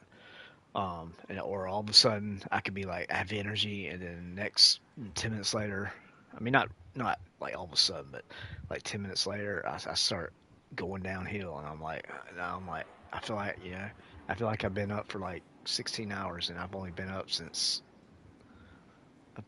for 8 hours now. That's it. I've been awake for 8 hours now. That's it. But like I said, when I go to bed, it's 2 o'clock here. Well, okay, it's 1:56 in South Carolina, Florence, South Carolina. And I've got to go to the kitchen. This is my routine, guys. You want to hear my routine every day? Let me tell you what I have to do. Not what I have to do. This is what I do. Okay. I turn all my stuff off. I've got a big tray beside my bed. That's like beside my pillow, and kind of goes like down. It's like a tray, like a TV tray. Because of my health issues, I have to eat like every 2 hours. Not a lot. Like I can eat a couple crackers and I'll be good. But I'll just have to eat more in another 2 hours. So that's one reason I was gaining weight, because what I was eating every 2 hours wasn't good. So now I just eat better snacks, basically. But I've always been like that, even as a kid. Like, only time I ever could go a long time without eating was when I play sports, because sometimes exercise takes your hunger away. I remember getting home from soccer practice. I was so tired I didn't eat supper sometimes, and I'd get up at night and drink a yoo-hoo and go back to bed. So I was always in shape in high school. And then in the military, you're working your butt. I mean, I worked 18-hour days. Boot camp was easier. I mean, in that way it was. I mean, boot camp, we didn't work 18-hour day, or we didn't train 18 hours in boot camp. But that about killed me. I mean, that's one reason I had to get out of Ghost Guard, because my body was just shutting down, and it was my pancreas, and probably my gallbladder was only working 20%. So it was just. Anyway, my routine is I go get a sandwich. I usually eat a sandwich, which is already made. I eat a boiled egg for later on. I'm just telling you what I get for the rest of my night. Because, okay, let's say I go to bed now at 2 o'clock. I'll probably be up to 6. Unless I get sometimes I get like this sudden, like just so exhausted, my eyes are closing, and sometimes I'll end up going to bed at 4 o'clock for some reason. But generally 95% of the time, I'm usually up between 2 and 7, 8 o'clock, 9 o'clock in the morning. And then I might get to sleep, and then I'll lay down when I feel tired. And sometimes I might not get to sleep to 12 or like 11 a.m. And then I get up. But then when that happens, I get up. That's why I sleep to 6, 7, or 8 o'clock sometimes at night. But that's just how my body has settled in. Believe me, I have tried to flip my schedule, and I can't do it. I can't stay up all day. I get so tired. Even if I manage to sleep, all it takes is my stomach or something to keep me up, and it throws the whole schedule off. But anyway, yeah, I get my snacks and stuff. I have it sitting right beside me. So I listen to the Bible, and I have a little game on my iPad I play so I don't, fall asleep. Because if I sit there and close my eyes in the dark and turn the Bible on, and it has somebody speaking, I'm just gonna, I will fall, I will drop, I will doze off. So that's my routine, and it's literally like Groundhog Day. Then I get up, get on PlayStation, do it, do it all over again the next day. Go to bed at 2. My favorite part of the thing I don't want to change in my day is this is my favorite part of the night right here. What I'm about to do, go listen to the Bible. I love that. I don't want to change that. But what feels like Groundhog Day to me is like getting up, getting on PS5, going to bed. Like it just gets so frustrating. But whatever. Everybody's got problems. And it is what it is. It's not. I'm not trying to be poor me. Like I said, I'm so blessed beyond. That's why I don't even like talking about this stuff, because at the end of the day, I'm so blessed. Like, just even having a PS5, like, how many people would love to have a PS5? You know how many people would love to have food that they could eat every 2 hours? I mean, believe me, guys, I see how blessed I am. That's why I get aggravated at getting upset, because I'm like, I shouldn't be getting upset about anything. I'm so blessed. But anyway, God bless. Love you guys. I pray for you. Trust in Jesus to be saved. And unless the rapture happens or I pass away in my sleep, I mean, I'm just saying, the Bible says, once you become a Christian, you don't fear dying.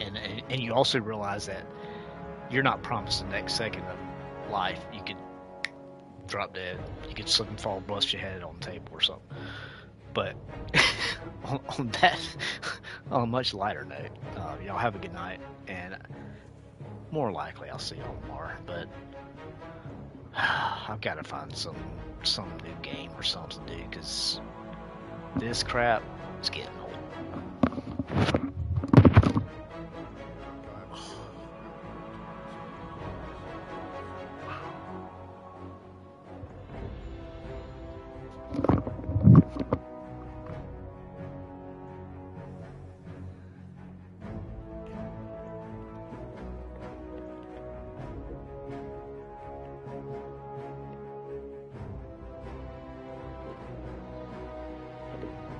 I didn't know that 2 people were watching. Alright, God bless, guys. Or girls, whoever.